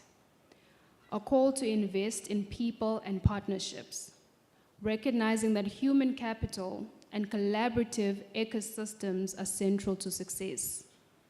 The imperative to protect village know-how, ensuring that indigenous knowledge holders are recognized, respected, and empowered. And the warning to arrest the loss of indigenous knowledge and to invest meaningfully in IK-based startups, converting investments into measurable impact. And lastly, the affirmation that IK-BTI Summit is now a strategic flagship of the National Science and Technology Forum, signaling long-term institutional commitment. Then we had MSME presentations in 3 parallel pitching sessions that showcase the depth of innovation emerging from our communities. We had over 40 MSMEs presenting compelling IK-based products and business models, demonstrating both the entrepreneurial potential as well as the systemic barriers that must be addressed. From these engagements, several policy implementation implications became clear. The first being that institutionalization of IK-based research, development, and innovation must be accelerated. Community beneficiation must be tangible and embedded in commercialization processes. Stakeholder partnerships across government, academia, industry, and communities must also be strengthened. Access to raw materials like funding and business development resources must be unlocked. MSMEs require technical, regulatory, and business skills to scale sustainably. Consideration should also be given to centralized manufacturing facilities to support IK-based production. And lastly, that market access must be improved to ensure that IK-based products reach consumers at scale. So day one established the foundation, which is a shared understanding of the opportunities, the challenges, as well as the urgency of action.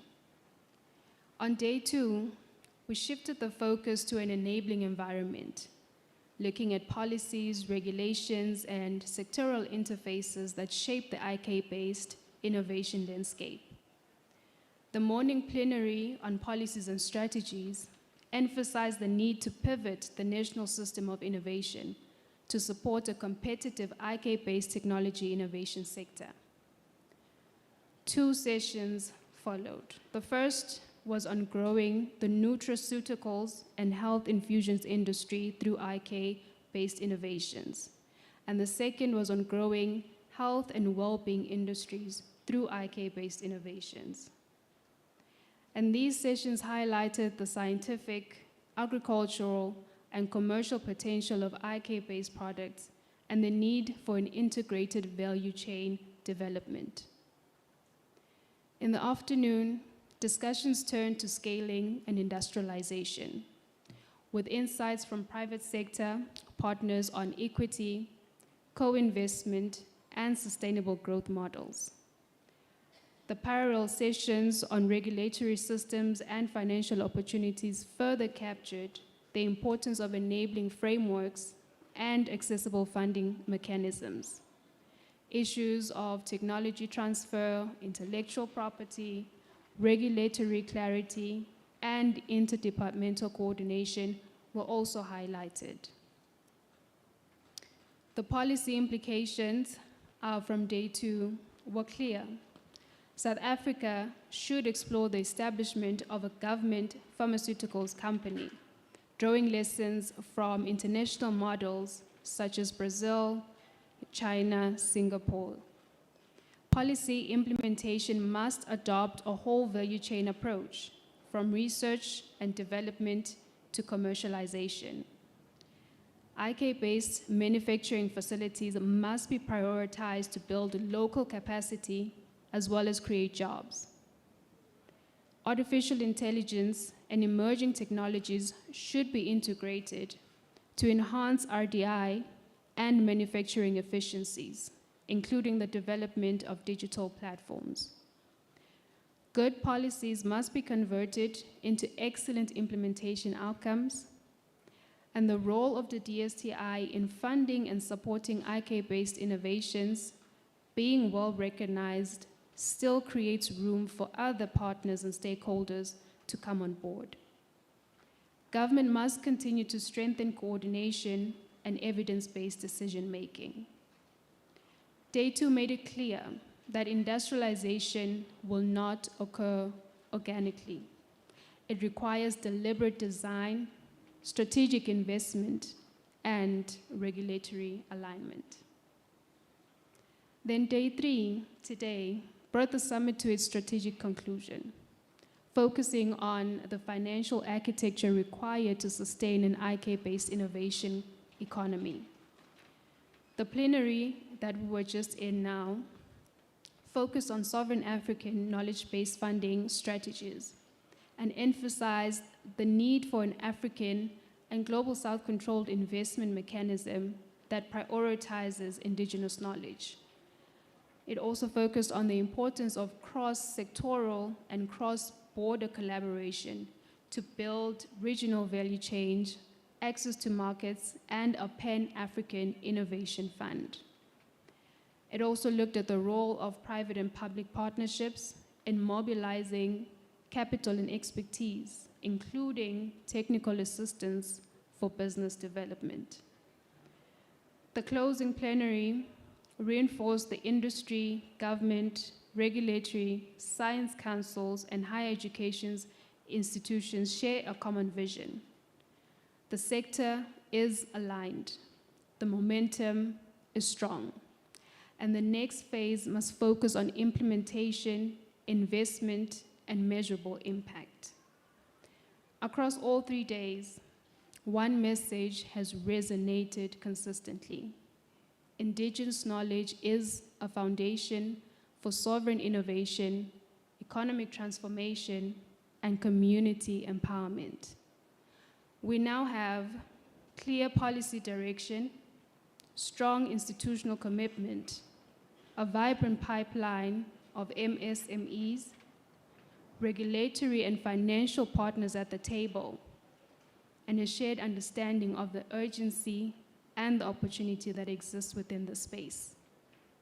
The task then before us is now to convert this momentum into structured programs, funded innovation pipelines, manufacturing capacity, market access, and measurable impact. If we succeed, we will not only preserve indigenous knowledge, but we will industrialize it, commercialize it, and dare I say, globalize it, ensuring that our communities benefit meaningfully and sustainably. Ladies and gentlemen, it's been a wonderful 3 days. Thank you very much.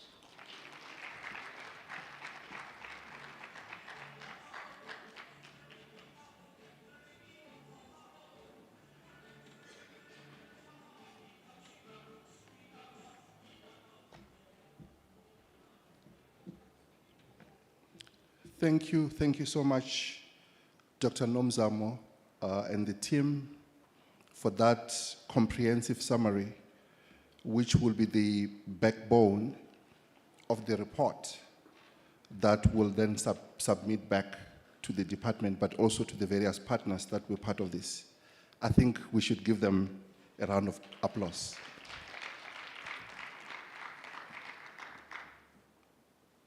Of course, we won't have time to engage with that. You are all welcome to, I guess we'll make an arrangement that you be given a link where you can all make some input into that short report, but also to evaluate how we did this work so that we know how to do this better next time. Colleagues, I would like us to then start with the closing part of this gathering. But first of all, as we said in the beginning, if we are to talk about inclusive industrialization of the region, IKS plays a huge role in that area, because you cannot industrialize if you leave some behind. You have to come up with all the tools that you have. The grassroots innovators, the IKS holders, and everyone who contribute to the regional development agenda. The SADC industrialization strategy prioritized 3 areas. Is pharmaceutical value chains. You also talk about agro-processing and mineral beneficiation. So yesterday, during the IKS policy workshop, we are also looking at we want to develop the IKS strategy for the region. So some areas that we're concentrating on are basically on the pharmaceutical and agro-processing, which are well aligned to the SADC industrialization strategy.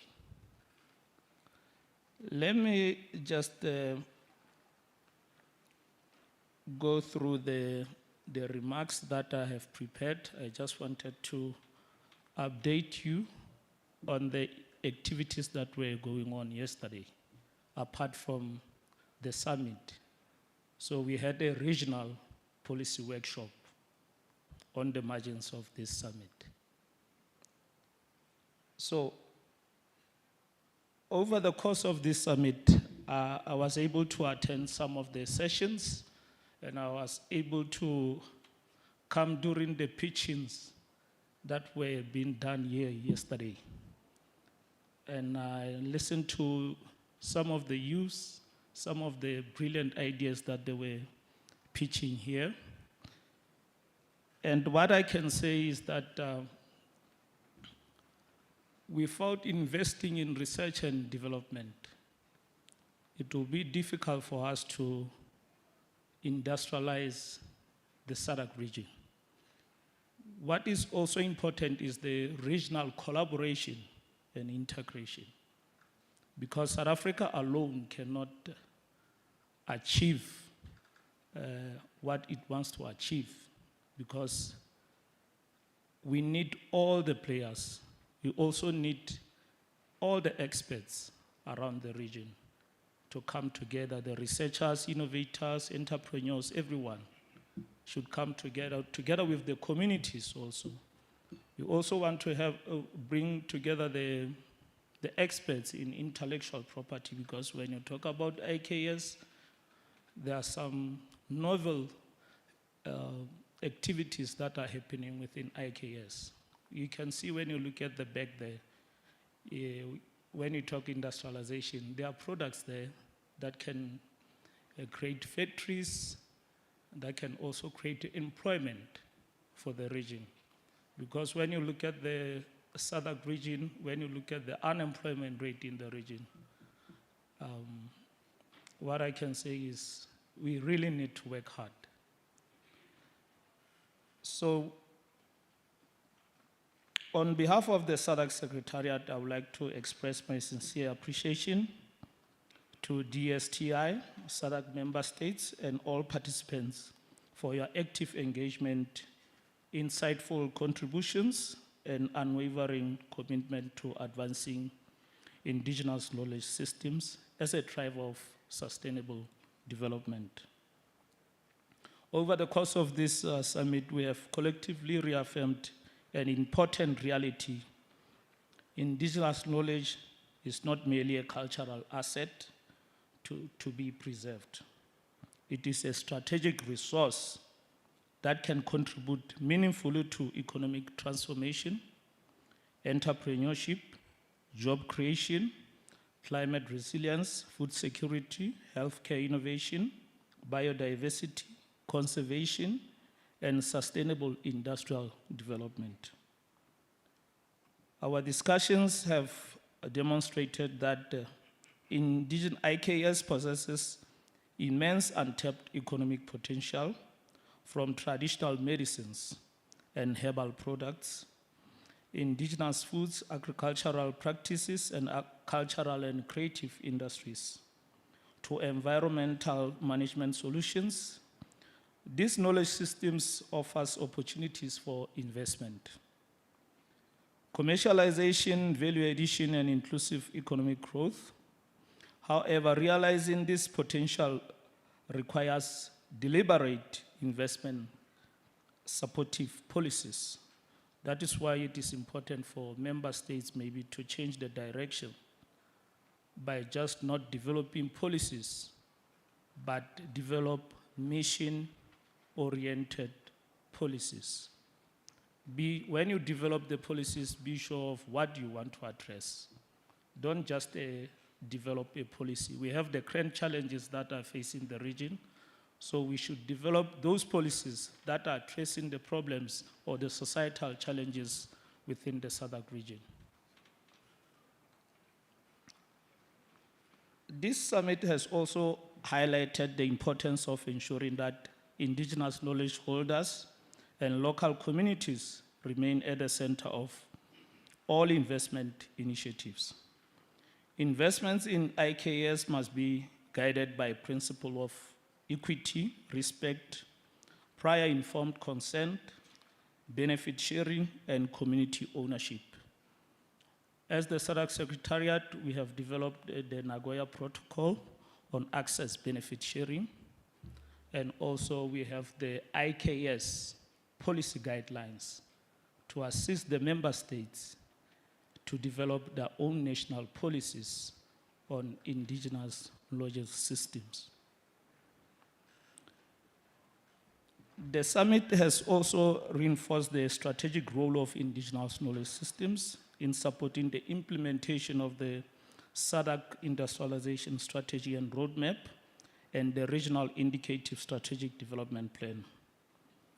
Indigenous knowledge can contribute significantly to the development of competitive regional value chains, innovation ecosystems, sustainable manufacturing, agro-processing industries, pharmaceutical development, and cultural industries that create employment and wealth across our member states. The issue of collaboration is key in this part because we talked about the national innovation systems. I remember there was a presenter who presented and highlighted on the issue of national innovation systems. Usually we talk about the triple helix, we talk about the public, private sector, and the universities. But we tend to miss the communities when we talk about the national innovation systems. The national innovation system is changing time and time again because new systems are coming into play. Now we have the communities who are the knowledge holders as far as IKS is concerned. Then we have the researchers, we have the research institutions, we have the universities. The knowledge that is there at the communities, we have to make sure that the researchers, when they go to the communities, whatever research that they are doing should also benefit the lives of those indigenous knowledge holders in the communities. That is why we have the access benefit sharing protocol as the region. We had to make sure that every member states that develop the national IKS policy, they also include the issue of benefit sharing. The policy should also emphasize on the benefit sharing. We don't want researchers that are exploiting the communities because that's their knowledge. And we should make sure that we don't play around that. The success of this summit will not be measured by the quality of our discussions alone, but by the partnership we establish, the investment we mobilize, the enterprises we support, and the tangible benefits that reach our communities. Allow me, ladies and gentlemen, to extend my heartfelt gratitude to all speakers, panelists, investors, development partners, member states that attended this summit, indigenous knowledge practitioners, exhibitors, organizers, and participants who contribute to the success of this event. Your dedication and expertise have enriched our deliberations and strengthened our collective vision for the prosperous and inclusive SADC region. At this point, ladies and gentlemen, I'd like to say Thank you.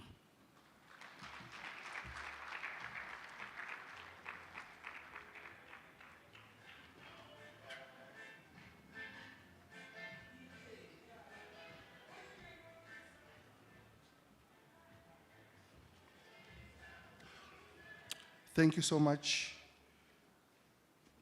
Ntate Murakabi, for those words.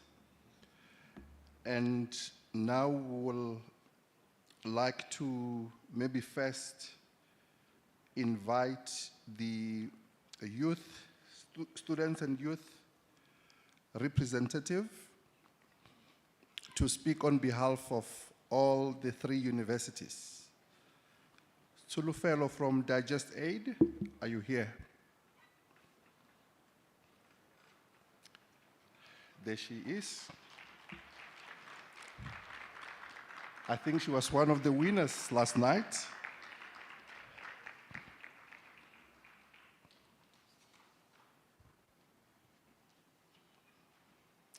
So, Utlabulela, on behalf of the University Taro. Welcome. Good afternoon, everyone. So my name is Tulufelo Mukwena. I'm a Northwest University alumni. So when I was in my honors year, that is in 2024, I was incubated into this innovation hub program where it was a 2-week entrepreneurship class where we had facilitators, we were taught marketing, finance, how to, I guess, get an idea, how to formulate a problem in order to get an idea in which you could find a solution, which you can turn into I guess, a business. So in the end, we are asked to submit business pitches, where if you were chosen, you get incubated into the program. So in the past year, we were taken to various platforms like the TRIC, the CSIR, the South African Science Forum, and UP, where we were allowed to pitch and get feedback. So when we went to the TRIC, they expressed how we should dig into the problem of our project so that our product can become the solution. It can have when you dig into a problem, that's when you get multiple problems, and then your product becomes a solution, right?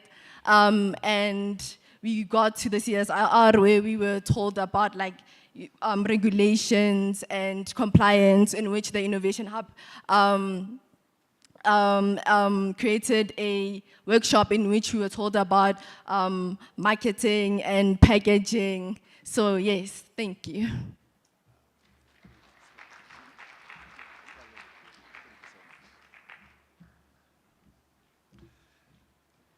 This is the heritage we are leaving to the youth such as yours, Tulufelo. Thank you so much. Then representing the Indigenous knowledge holders, Indigenous people and local communities, and the small medium enterprises at the back, Itlava Me Nondumiso Pasha. Me Pasha, are you here?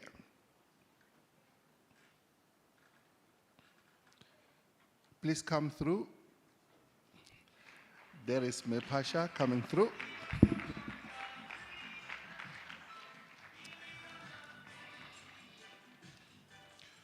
While she's coming, there is someone who lost their car keys.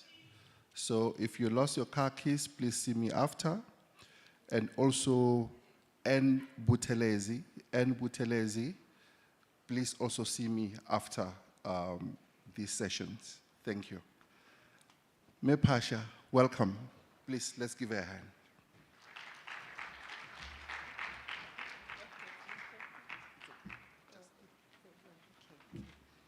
Good afternoon. Thank you so much. We are just coming on behalf of Sejong team. We are coming to say we are so grateful for this platform. We are grateful for this long journey that is bearing fruit today. All the way from rural areas of Sekhukhune in Limpopo. I just want to briefly just highlight the gains of this journey, because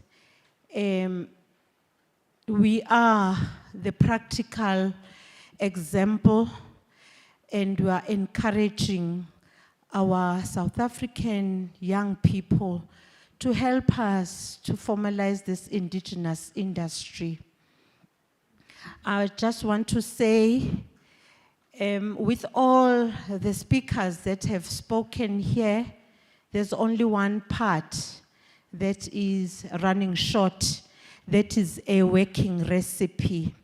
The working recipe is to mobilize communities, is to position them, change their mindset, which is called social facilitation. We need a character behavior change model that's gonna talk to individuals on the ground. We also need to fight the dynamics that prevail on a grassroots level. We could sit here and throw stones on professionals, but we need now to take a very harsh introspection on the ground, because we are very negative as Africans. We are very destructive. When I started this journey, I was called by names, I was stealing, I was robbing the community, I was having money, and I was coming to give them crumbs. That's why today, when I'm standing here, I'm a little bit emotional, because these two communities gave me the struggle words, who stood by me unconditionally. And they are there at the back, they are representing those two communities. They died with me on the journey. They were shamboked with me. They've got scars.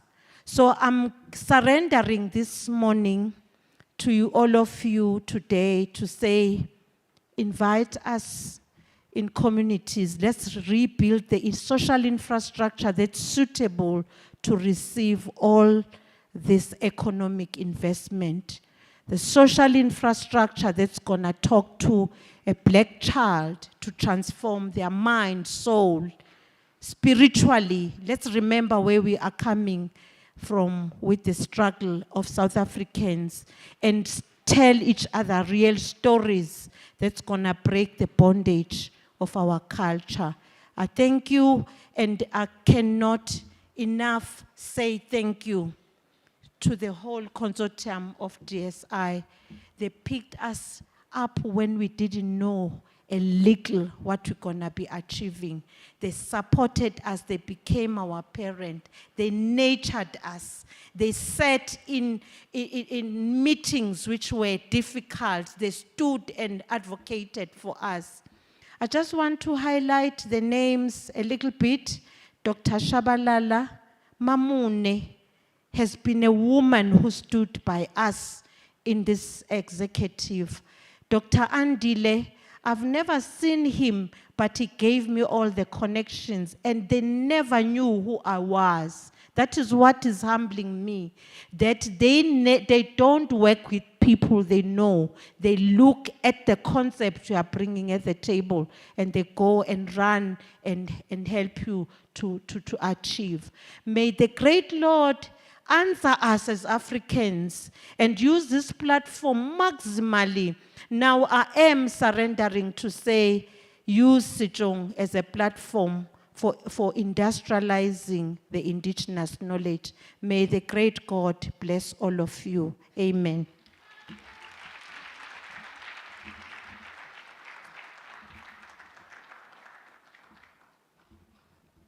Thank you so much, Mem Nondumiso, for those words on behalf of your community, but also on behalf of all the elders that we work with. I'll then turn this program to focus on really the people that made this event in particular possible.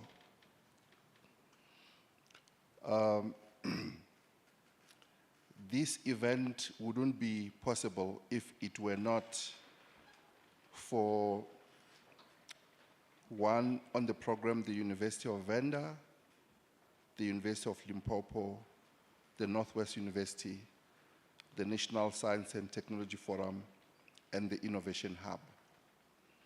But also on the side, supporting them, it was the Indigenous Knowledge-Based Technology Innovation Program or consortium of other universities that you saw launching their labs yesterday. So I'd like to invite on stage Professor Wobonani Nechandama from the University of Venda on behalf of Professor Fulpero Netswera. Let's give her a round of applause. Thank you.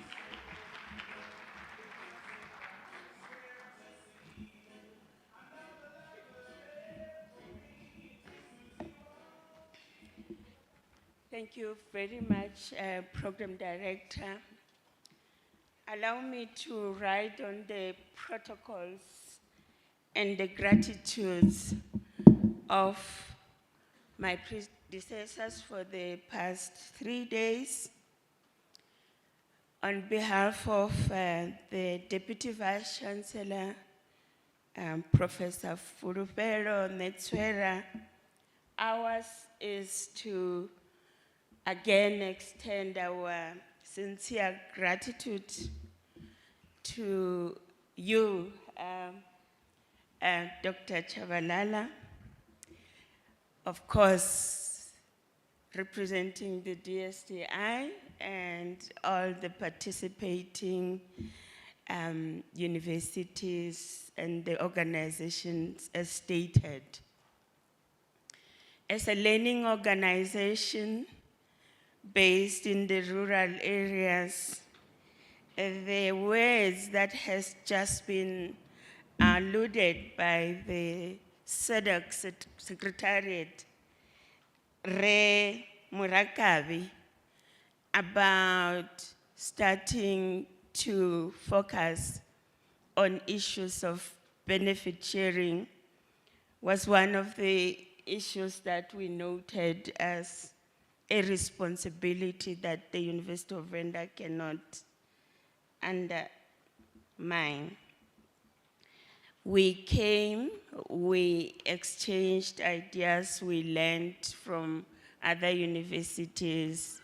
This morning I had a conversation also with the Sachi chair, and we will continue to learn as the university from like minds. We've connected, we've exchanged ideas, we've exchanged, of course, contact details, and we've noted the key issues that emerged from these conversations.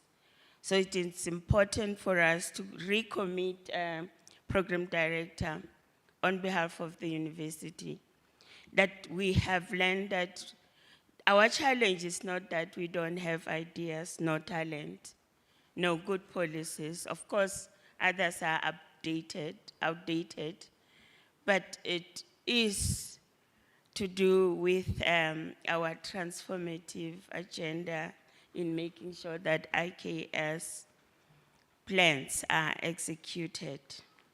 So before I go and sit down, I want to just suggest a few things. Dr. Chabalala, I'm sure you're going to integrate that with your team. I think we need to keep this going. And we need to start working. The journey, of course, starts now. So I was also thinking we need to make sure that this community of practice has series of exchange, even if it's online, and in a form of webinars, and making sure that we continue the exchange and the formidable insights that we have noted. Of course, we recommit our support for the students and for the communities, particularly, of course, the marginalized ones. But this summit program director also afforded the students opportunity to network among themselves and to challenge each other. So I was wondering that maybe we should continue to have, even if it's a once a quarter, kind of students coming together and sharing and practicing, and the offers that we were given, instead of, for example, SABS to have sessions per university, we could come together for those training and so forth, which is a good way to exchange. And of course, I mean, there are a lot of other things that we're going to be exchanging notes with you, just as for us to commit and to thank the coordinating team, Dr. Makanike and your team. We really would like to commit our support that you continue conversing with your peers and ensuring that these activities do continue. Other than that, you've been having it hard the whole week. Let's continue to network and exchange numbers so that this does not become just another talk show.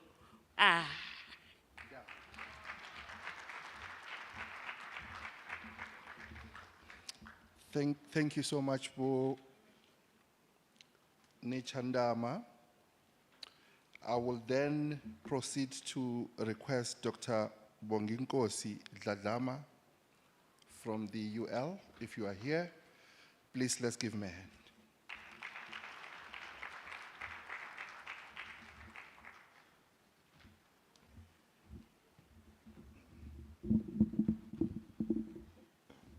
How do you adjust this?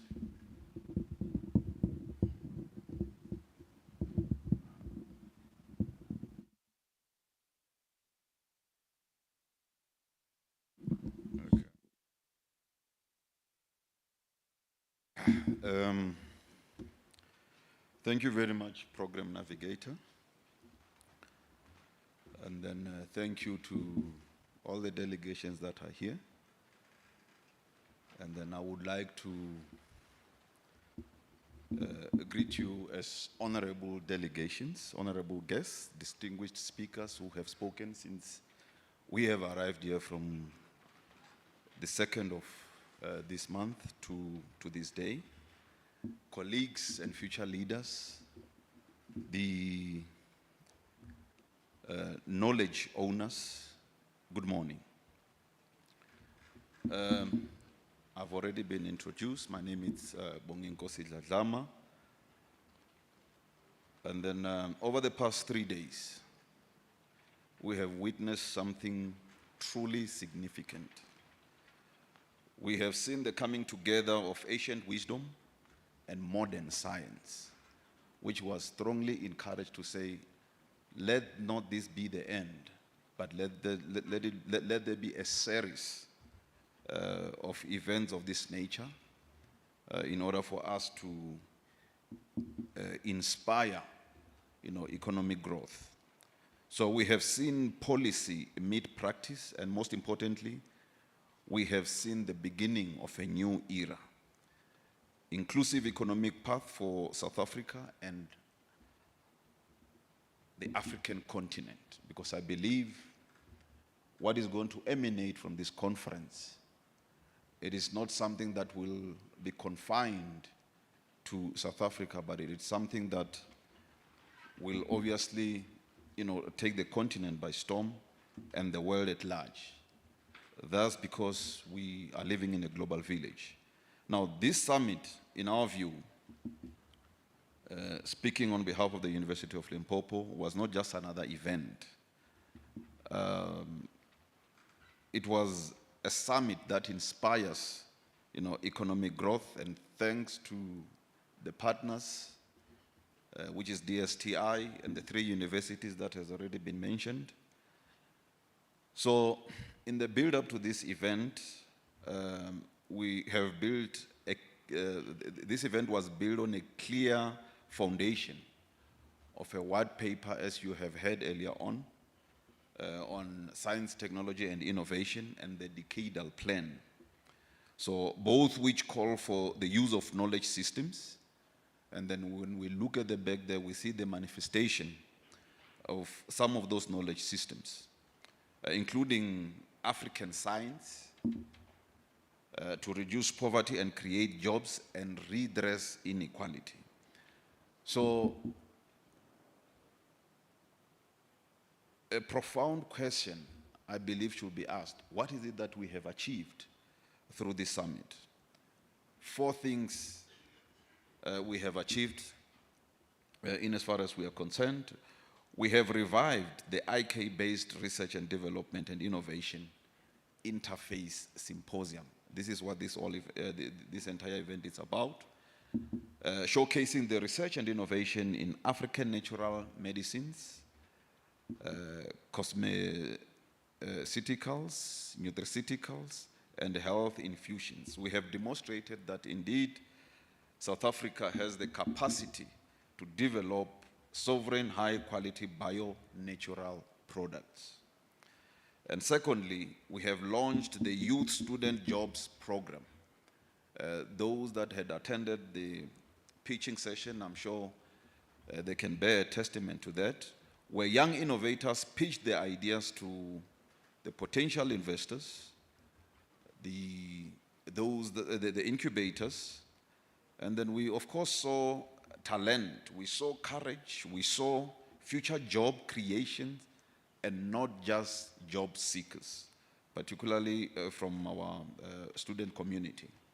Now, thirdly, our bio-natural products from the medium, small, micro-enterprises exhibition, which is at the back there, gave an enterprise a real platform to access markets. Some of them, I believe that they managed to close deals. Some of them, they received some promises to say from this point henceforth, the likelihood is that they may be supplying some of the stores through the links that they got from this summit.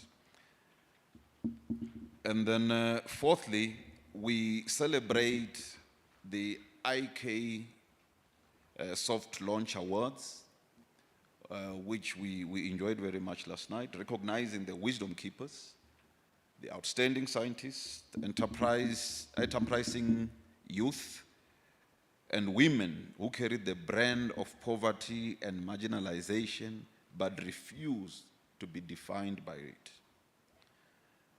Now, also as a partner to the summit, we would like to express our appreciation to the SADC Secretariat,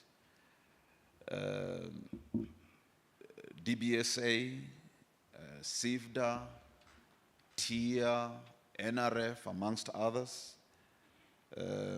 Please don't feel dismayed if I did not mention you. We acknowledge your presence here. Now, the way forward that we propose as the University of Limpopo, we believe that this summit was more than speeches. So we live here with a new core investment commitments for research infrastructure. You heard NRF during the panelist discussion what they said. We also live here with a pipeline of youth-led enterprises ready for incubation and mentorship. Some of those that were pitching here were, pitching ideas that don't have anything tangible as yet, but there is potential from the concept that they presented here. And then a clear matchmaking between the micro, small, medium enterprises and the venture capital. Those critiques that the pitchers received from the adjudicators, some of those adjudicators, as we have been informed, from the likes of your, DBSA, and in their comments, they have also expressed that some of the concepts that were presented there are really bankable concepts, and they would like to consider that. So with that, we're saying we appreciate that. So the message is simple. African knowledge systems are not just folklore. They are frontier science. They are investment ready, and they are job creators. So as I conclude, I want to thank the DSTI, our hosting universities, which is my university, University of Venda, Northwest University, and the Innovation Hub, as well as the NSTF. I thank every wisdom keeper, every student teacher, every scientist who refused to give up on local solutions. And I thank you, our international and local partners, for believing that a thriving Africa is built by African minds. So let us live here not just being informed, but transformed. The work does not end here today, as Professor Nechandama has said, but it is the beginning. Thank you very much.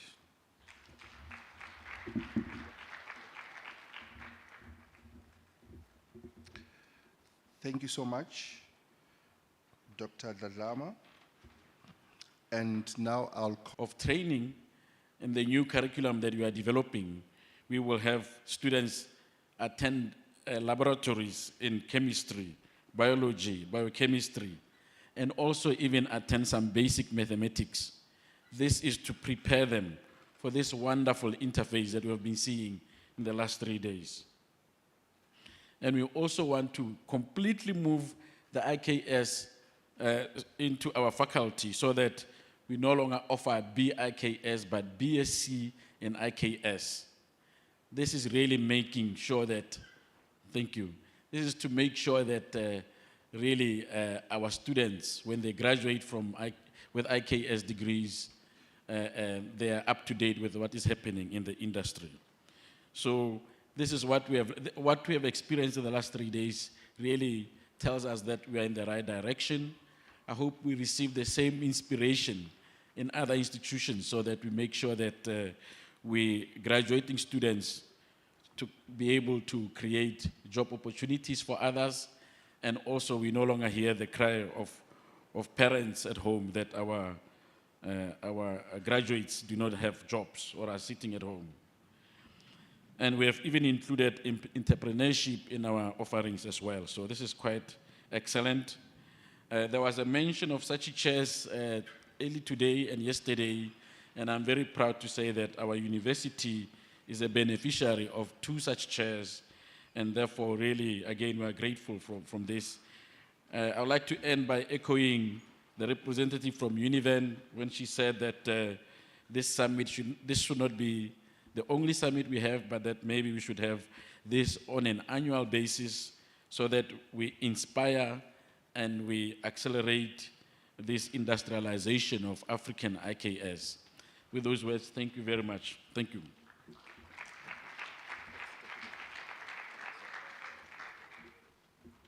Yes, indeed. Ntate Midupi, we have decided to decentralize the interface conferences. So the individual universities are allowed to have their own interface conferences, which will then culminate into another of this type in the next iteration of the summit. So thank you so much. Then I will like to invite Ms. Yancy Nehaus, one of the leaders of the event manager, the National Science and Technology Forum. Yancy, please come through. Please, let's give her a hand.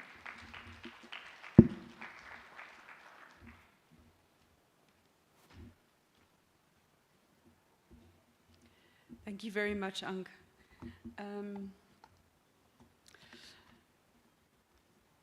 It's been a humbling experience to be involved. I have felt very privileged to get to know the stakeholders in IK that we don't necessarily have contact with, although the NSTF is a broad and a wide forum and represents a vast network.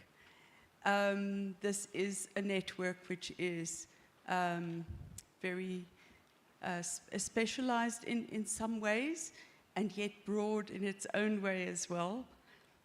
It has been very good to get to know you. I found the summit very productive, and I think there are indications that there will indeed be follow-up actions. There will be future summits, I assume. And that this won't be the end of it. So please, I urge you to start working on the follow-up actions as soon as you get back to your university, your business, or your office. I enjoyed the student pictures very much. I was impressed with the vision and the creativity of the students. And I must make an exceptional remark about the manure products. I thought that was wonderful, and I was cheering it on. It is such an outrageous idea to make soap out of manure, and that is what we need. Well, we need both common ideas, obvious ideas, as well as outrageous ideas. And the outrageous ideas are often the ones that grab the attention and the imagination, and they have such potential to become successful businesses. This platform, this summit, has created a network. And as Katleho Ratshoko said, it's, that in itself is an investment. Now, I hope that the summit, I'm sure that the summit actually creates progress towards having a critical mass in Indigenous knowledge. And I'm also hoping that the NSTF can assist in growing this network going forward. Ms. Malandisa, who gave the high-level summary, referred to NSTF and said that NSTF's involvement signals long-term sustainability of this summit initiative. And I want to say that we are committed to making that happen. The NSTF is a broad network. As I said last night, we've got more than 150 organizational members, and it includes the science councils and all the universities, but it also includes most of our members are actually private sector members, so businesses, NGOs, and professional bodies. And the professional bodies number more than 50 of these members of ours, and they come from a wide variety of backgrounds. So there are scientists who, individual scientists who are professionals. There are also engineers of various kinds, various branches. There are technologists, the IT professionals are there as well, and teachers. So I'm hoping that we can promote IK among our members going forward and as a follow-up to this conference. Then, don't want to keep you too long, but it occurred to me while we were meeting over these 3 days that it's important to be visible and to be heard. And that is perhaps the success of a business. That if you want to have a business, you must actually come to a forum like this and participate. Do your pitch, do your exhibition, interact with people, and you have to do that wherever you are as a business. There's interaction with your market and your stakeholders and your supporters and your funders. And for that, you have to be visible. You have to speak and be out there, and you have to brand. You have to pay attention to branding, make sure people see your brand. But also, it's important to be visible so that you can be recognized for what you're doing. Even if you're not promoting a business, that's what the awards are about. So I'm very pleased that we had the IK Awards last night. And I think that really helps to promote a cause. The NSTF runs the NSTF South 32 Awards every year. And we have many categories as part of that. The one I want to tell you about is the innovation category for SMMEs. And I want to urge those of you who have SMMEs or are growing SMMEs to please look out for the NSTF Awards and participate. Get yourself nominated so that you can get national recognition while standing among scientists. We all recognize that the innovation chain is part of the scientific chain. It's part of the scientific endeavor. And so if you've made progress in that regard, and you're proud of that progress, then, you know, participate, be out there, be visible, and let us see you. Besides that, being visible and being heard gives you confidence, and it restores pride. I want to refer to what Mr. Durham said yesterday, that ignoring indigenous knowledge is part of South Africa's troubled past. Unfortunately, we're still having to deal with that. We're still having to deal with people turning a blind eye to what they think is unimportant, and indigenous knowledge is often categorized as such. So I am very much in favor of IK holders and IK practitioners and anyone working with IK being seen and being heard, and for there to be restoration in that regard. To the Innovation Hub, thank you very much for the collaboration and the joint problem solving in making this summit happen.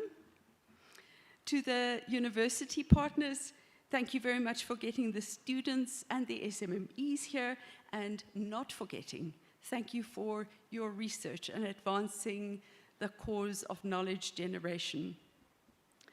And then lastly, to the department, it's a long road that NSTF has traveled with the Department of Science, Technology and Innovation over the past 31 years. We value you as a key partner. And I must tell you, years ago, we did an IK conference for DSTI, well, what was called DST then. And the difference is dramatic. There is no comparison between this conference, this summit, and that conference. Because at that conference, it was all about talking about IK. It was, the main concern was preserving the knowledge and just recognizing that it's important, that the knowledge that traditional knowledge holders have. But this summit has gone so much further in terms of recognizing that it will contribute to socio-economic growth. And I want to commend the DSTI and in particular Dr. Chabalala for making this summit happen. Thank you.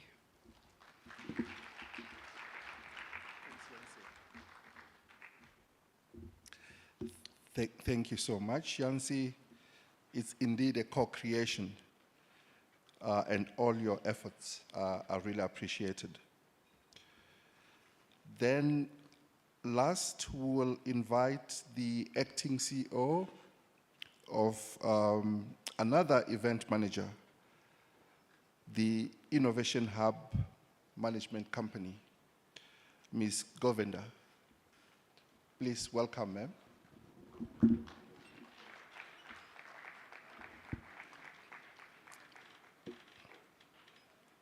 And while she's coming through, N. Butelezi, please see me afterwards. And also, I'll ask Ntate Mamahlo, Ntate Tabisa to take your emails to the AV, which we'll just show just now.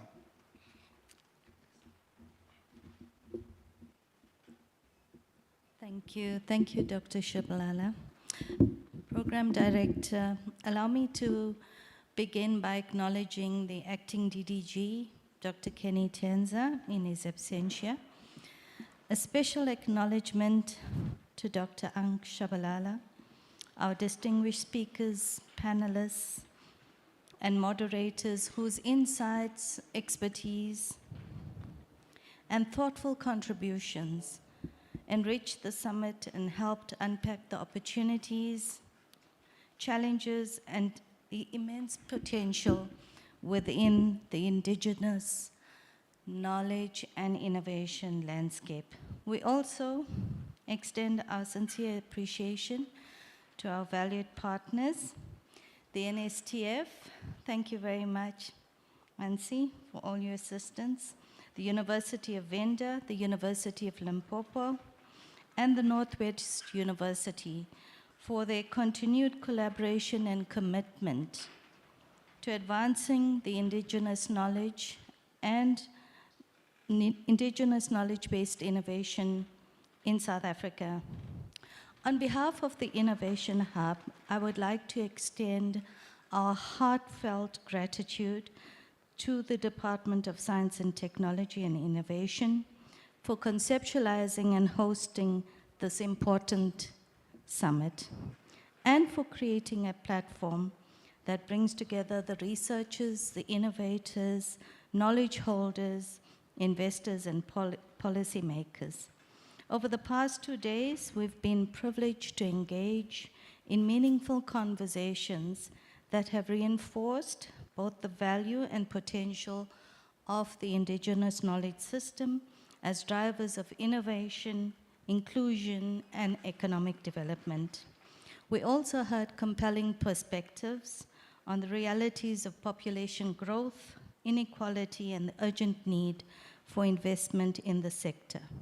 Equally inspiring were the stories of entrepreneurs and innovators whose journeys demonstrate the transformative impact that targeted support, partnerships, and investment can have. So rather than revisiting the many valuable discussions that were already shared, the Innovation Hub would like to reaffirm 3 areas that will remain central to our work moving forward.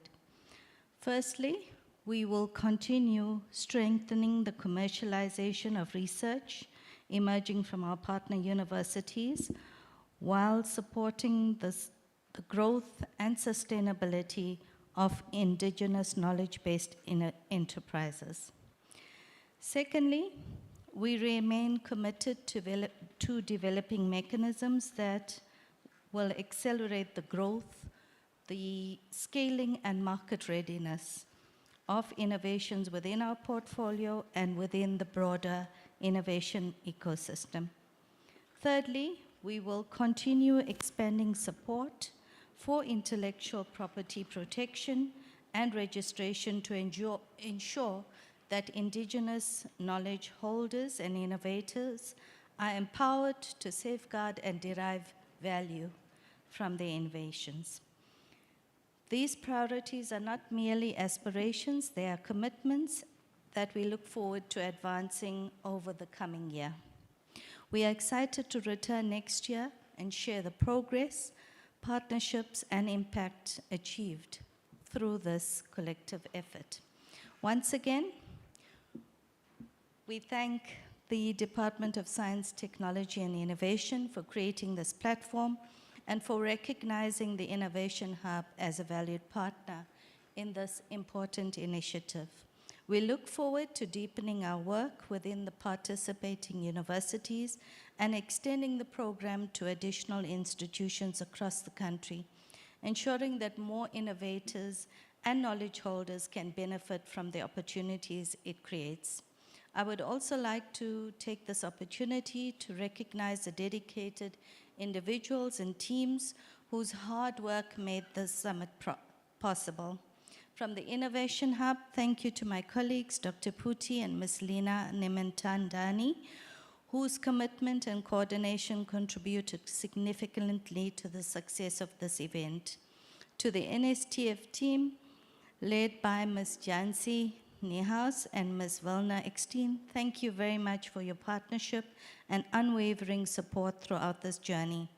To the DSTI team, particularly Dr. Ank Shabalala and Ms. Mamoni, thank you for your leadership, guidance, and dedication in bringing this important initiative to life. To our university partners, Northwest University, Dr. Mateo and Dr. Lelo, University of Limpopo, Dr. Ashwell Ndala, University of Venda, Dr. Justice Makanika. Thank you for your collaboration, expertise, and commitment to strengthening the Indigenous knowledge innovation ecosystem. Finally, to all delegates, exhibitors, entrepreneurs, investors, knowledge holders, and guests, thank you for your participation and for contributing to the success of this summit. Together, we have demonstrated that Indigenous knowledge is not only a vital part of our heritage, but also an important catalyst for innovation, economic opportunity, and sustainable development. We wish you all safe travels and every success as we continue this important journey together. I thank you.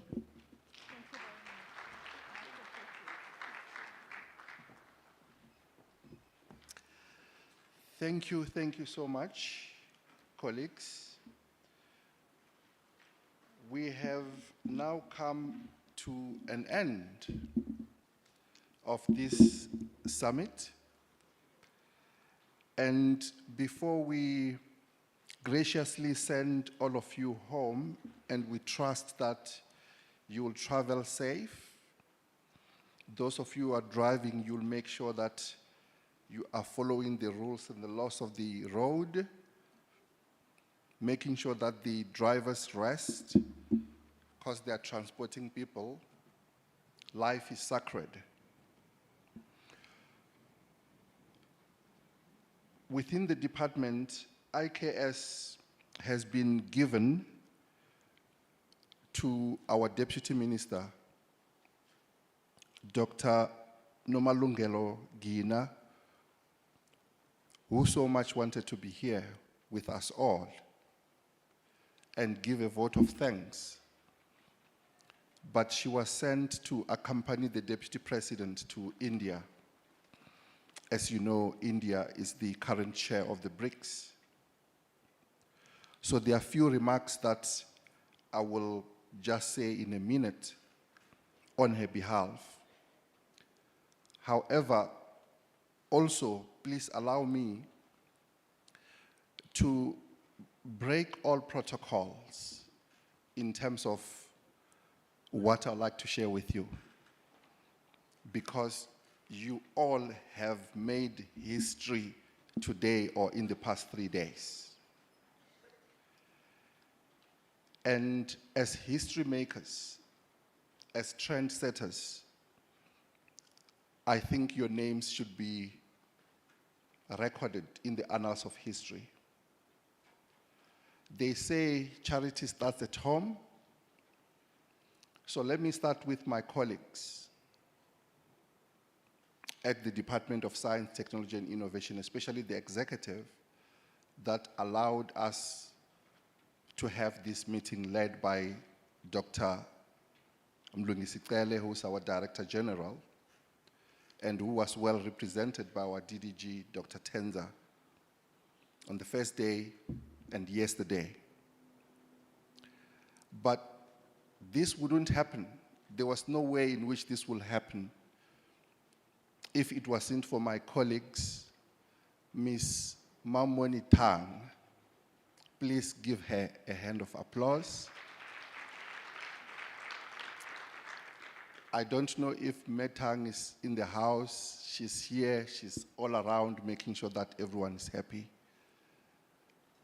But with Metang is also Memuntuedi, our PA, Mapolo Muntuedi.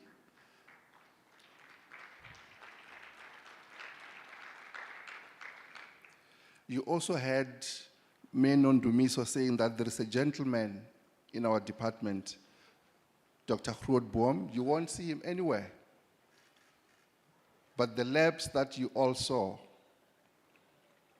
the majority of them is because of his handiworks. So please honor Dr. Groot Boom from our office, and also for the report that we listened to, that he put together with the colleagues that I'll thank later on. So to the IK-based tech innovation team, even myself as your colleagues, I say thank you for your loyalty and making sure that this is possible.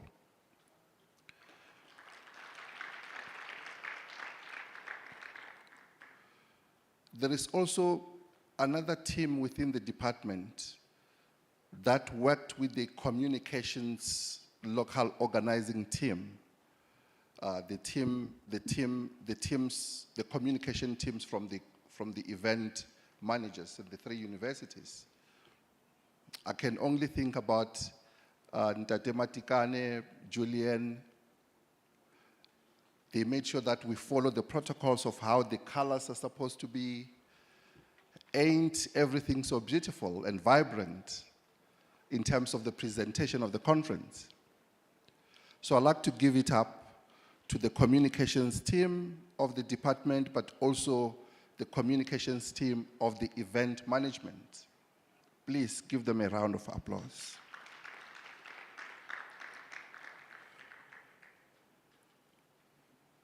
Events like this are very difficult to put together. There are always safety issues. And often there are people that we don't even see. Sometimes we disrespect them because of our positions. So I'd like to honor Baba Jim, Pahlele, Sis Pichunia, the security staff of the department that made sure that everyone has got their tags, scanned together with the staff here at this facility to make sure that no unwanted guests are in this place, but everyone is free and safe. So to the security, let's give them a hand. And wherever you see these brothers and sisters, please say thank you wherever you meet them, because security is essential.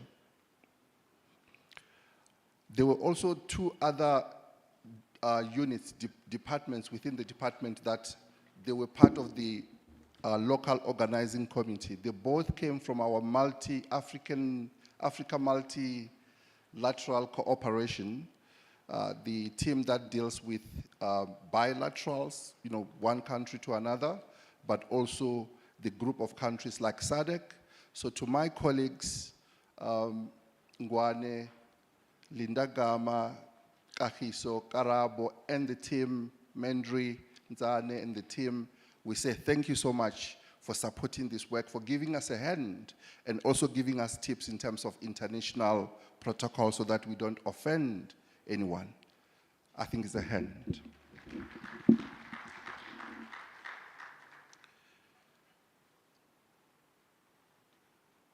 I said this is making history, and often history makers, the pioneers, the mkombandlelas, the people that set up the foundations, they are never known. We never talk about them. We never mention them. And yes, we are left with 10 minutes, but in these 10 minutes, allow me to thank each and every one, especially people who came on stage, help co-create the various panels and platforms.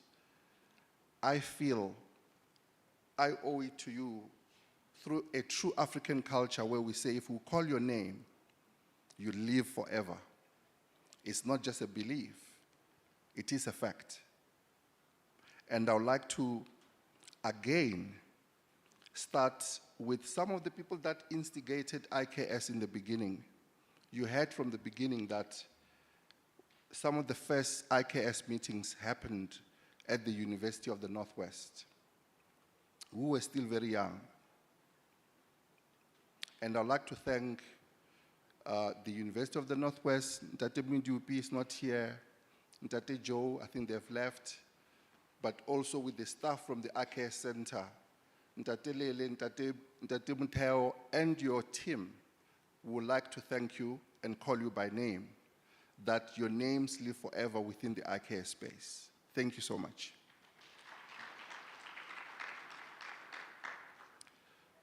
These initial battles of putting IKS not only within the national system of innovation, but in health, in education, in everything that we do, was then in the beginning fought together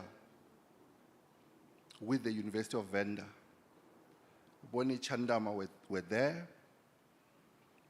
Farero Machide were there as young scholars in those days. So I'd like to thank Justice Makanike, Nebudedi, and the team from Univen and your leaders. Thank you so much for being our backbone in this work.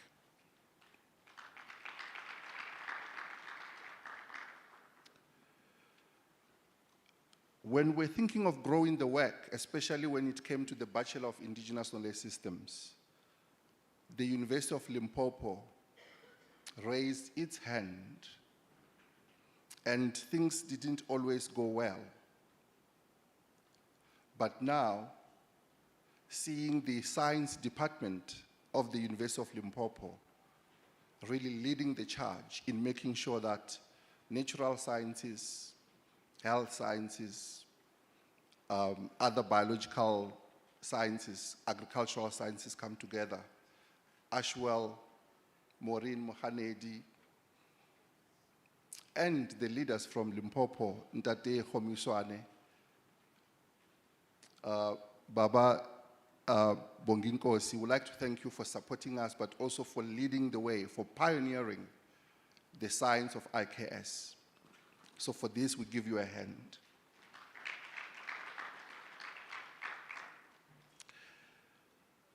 When the students met us and confronted us, especially the BIK students, met us and confronted us in various places, as Ntate Midupi said, that you are producing these IK students, but they're just coming home doing nothing. So you are contributing to unemployment whilst wasting resources. We thought it would be great for us to introduce entrepreneurship, starting with the BIK students and then spreading to other science students. And the Innovation Hub, whom we're already working with in terms of training the SMMEs, they said it may be a little bit difficult because the students have their own programs. However, we managed to design an entrepreneurship program for our students at these 3 universities. And you saw for yourselves how these students are really acing it up. So Dr. Puti, Cislina, Ms. Govender, to the CEO, and other partners that were at the Innovation Hub when we're conceptualizing this. We say thank you so much for taking risk, but making things happen, and also for being a core investor in this initiative. For that, we say thank you.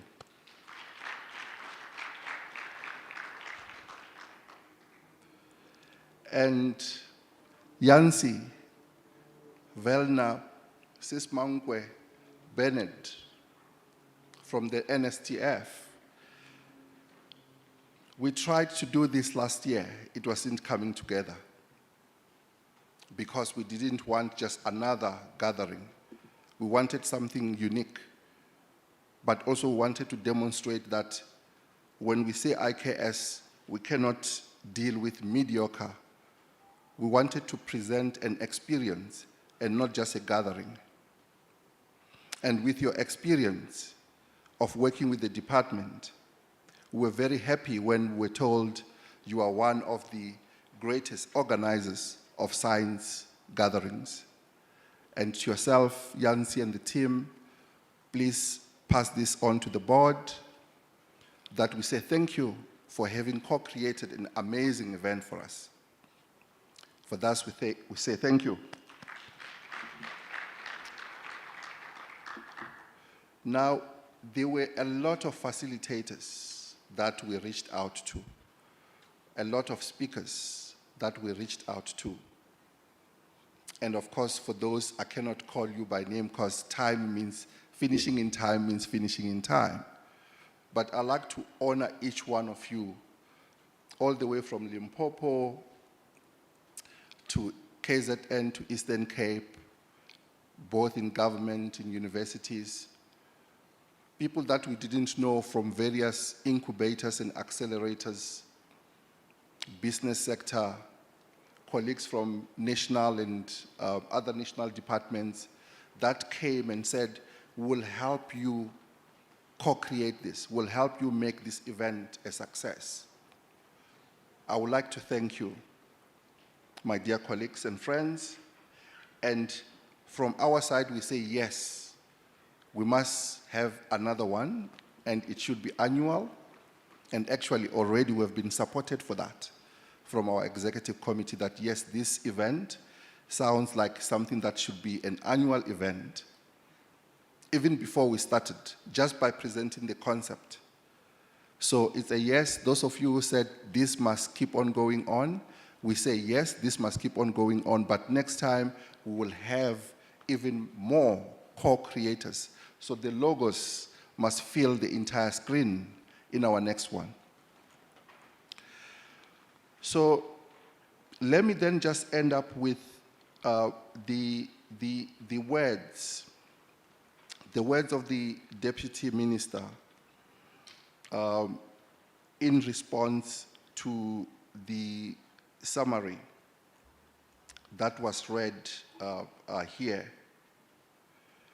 This summary that was read will be part of the report, will form a backbone of the report. And as I said, it is the works of Dr. Grootboom, Dr. Nomzamo, Dr. Mlu from UKZN, Ntate Mahase at the back. So we really appreciate your energy. And let's see if I am able to read this. If not, if my machine is dying, then all those thanks will be the thanks, the vote of thanks from the department. But essentially, the message is that, one is that we indeed need an investment summit of this nature to be expanded and also to have branches of this kind of investment in the provinces. So each province should replicate this, and then we then converge later on and have a national one. That's the first message. Secondly, the second message is that we need to prioritize industrialization. We've been doing research for a long time, so it's important to start thinking about various industries that we can put together with the pharmaceuticals or medicines as number one. Then the other ones can then follow afterwards. Number three is that the executive is saying we are done with just writing policies and writing policies. It is time for us to implement policies. So all the things that we listed here that we need to implement, when we put together the report, that report should be a plan which says, this is what we're going to do, by what time, who will be responsible for what, and what resources should be made available for that to happen. And there should be timelines, there should be deadlines as to when these things are supposed to be achieved. Second last, we need to start thinking very clearly about curriculum development so that our curriculum is actually relevant. We cannot produce students that cannot create jobs for themselves. So entrepreneurship should be well interfaced in all curricula, and I added that all research laboratories that we have should have an enterprise development center attached to them so that the students that are doing the science or learning whatever they are learning outside the science, in humanities, in social sciences, are also trained and equipped in enterprise development, because we cannot have a nation of people that are, of youth or students that are job seekers. There's no one creating jobs today. You have to create jobs for yourselves. And that's the future of Africa. And finally, was that the DSTI is committed to working with all the partners in co-creating a new fund. The last conversation that we had with colleagues from TIA, from the DTIC, from the NRF, SAB, we trust that we'll have the same conversation with SITFA and other partners that are in the space of investing in innovation and industrialization. We are committed to making sure that we work as partners, as equals, in co-creating that type of a fund, so that you, as innovators, whether you are a student or a scientist, you'll be able to then tap into this fund, but not only for a short journey. You should tap into a fund that should propel you into industrialization. With those words, my dear colleagues, let me thank you. May you all go home safely. Please know, whoever controls your heritage controls your future, and whoever controls science and technology controls the world. So go and dare dream. Thank you so much.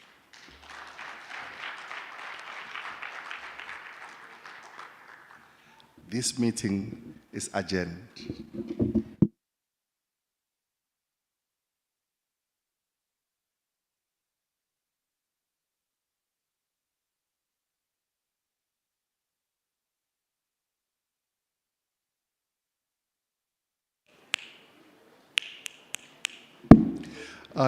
Just one small announcement again. N. Butelezi, come and see me.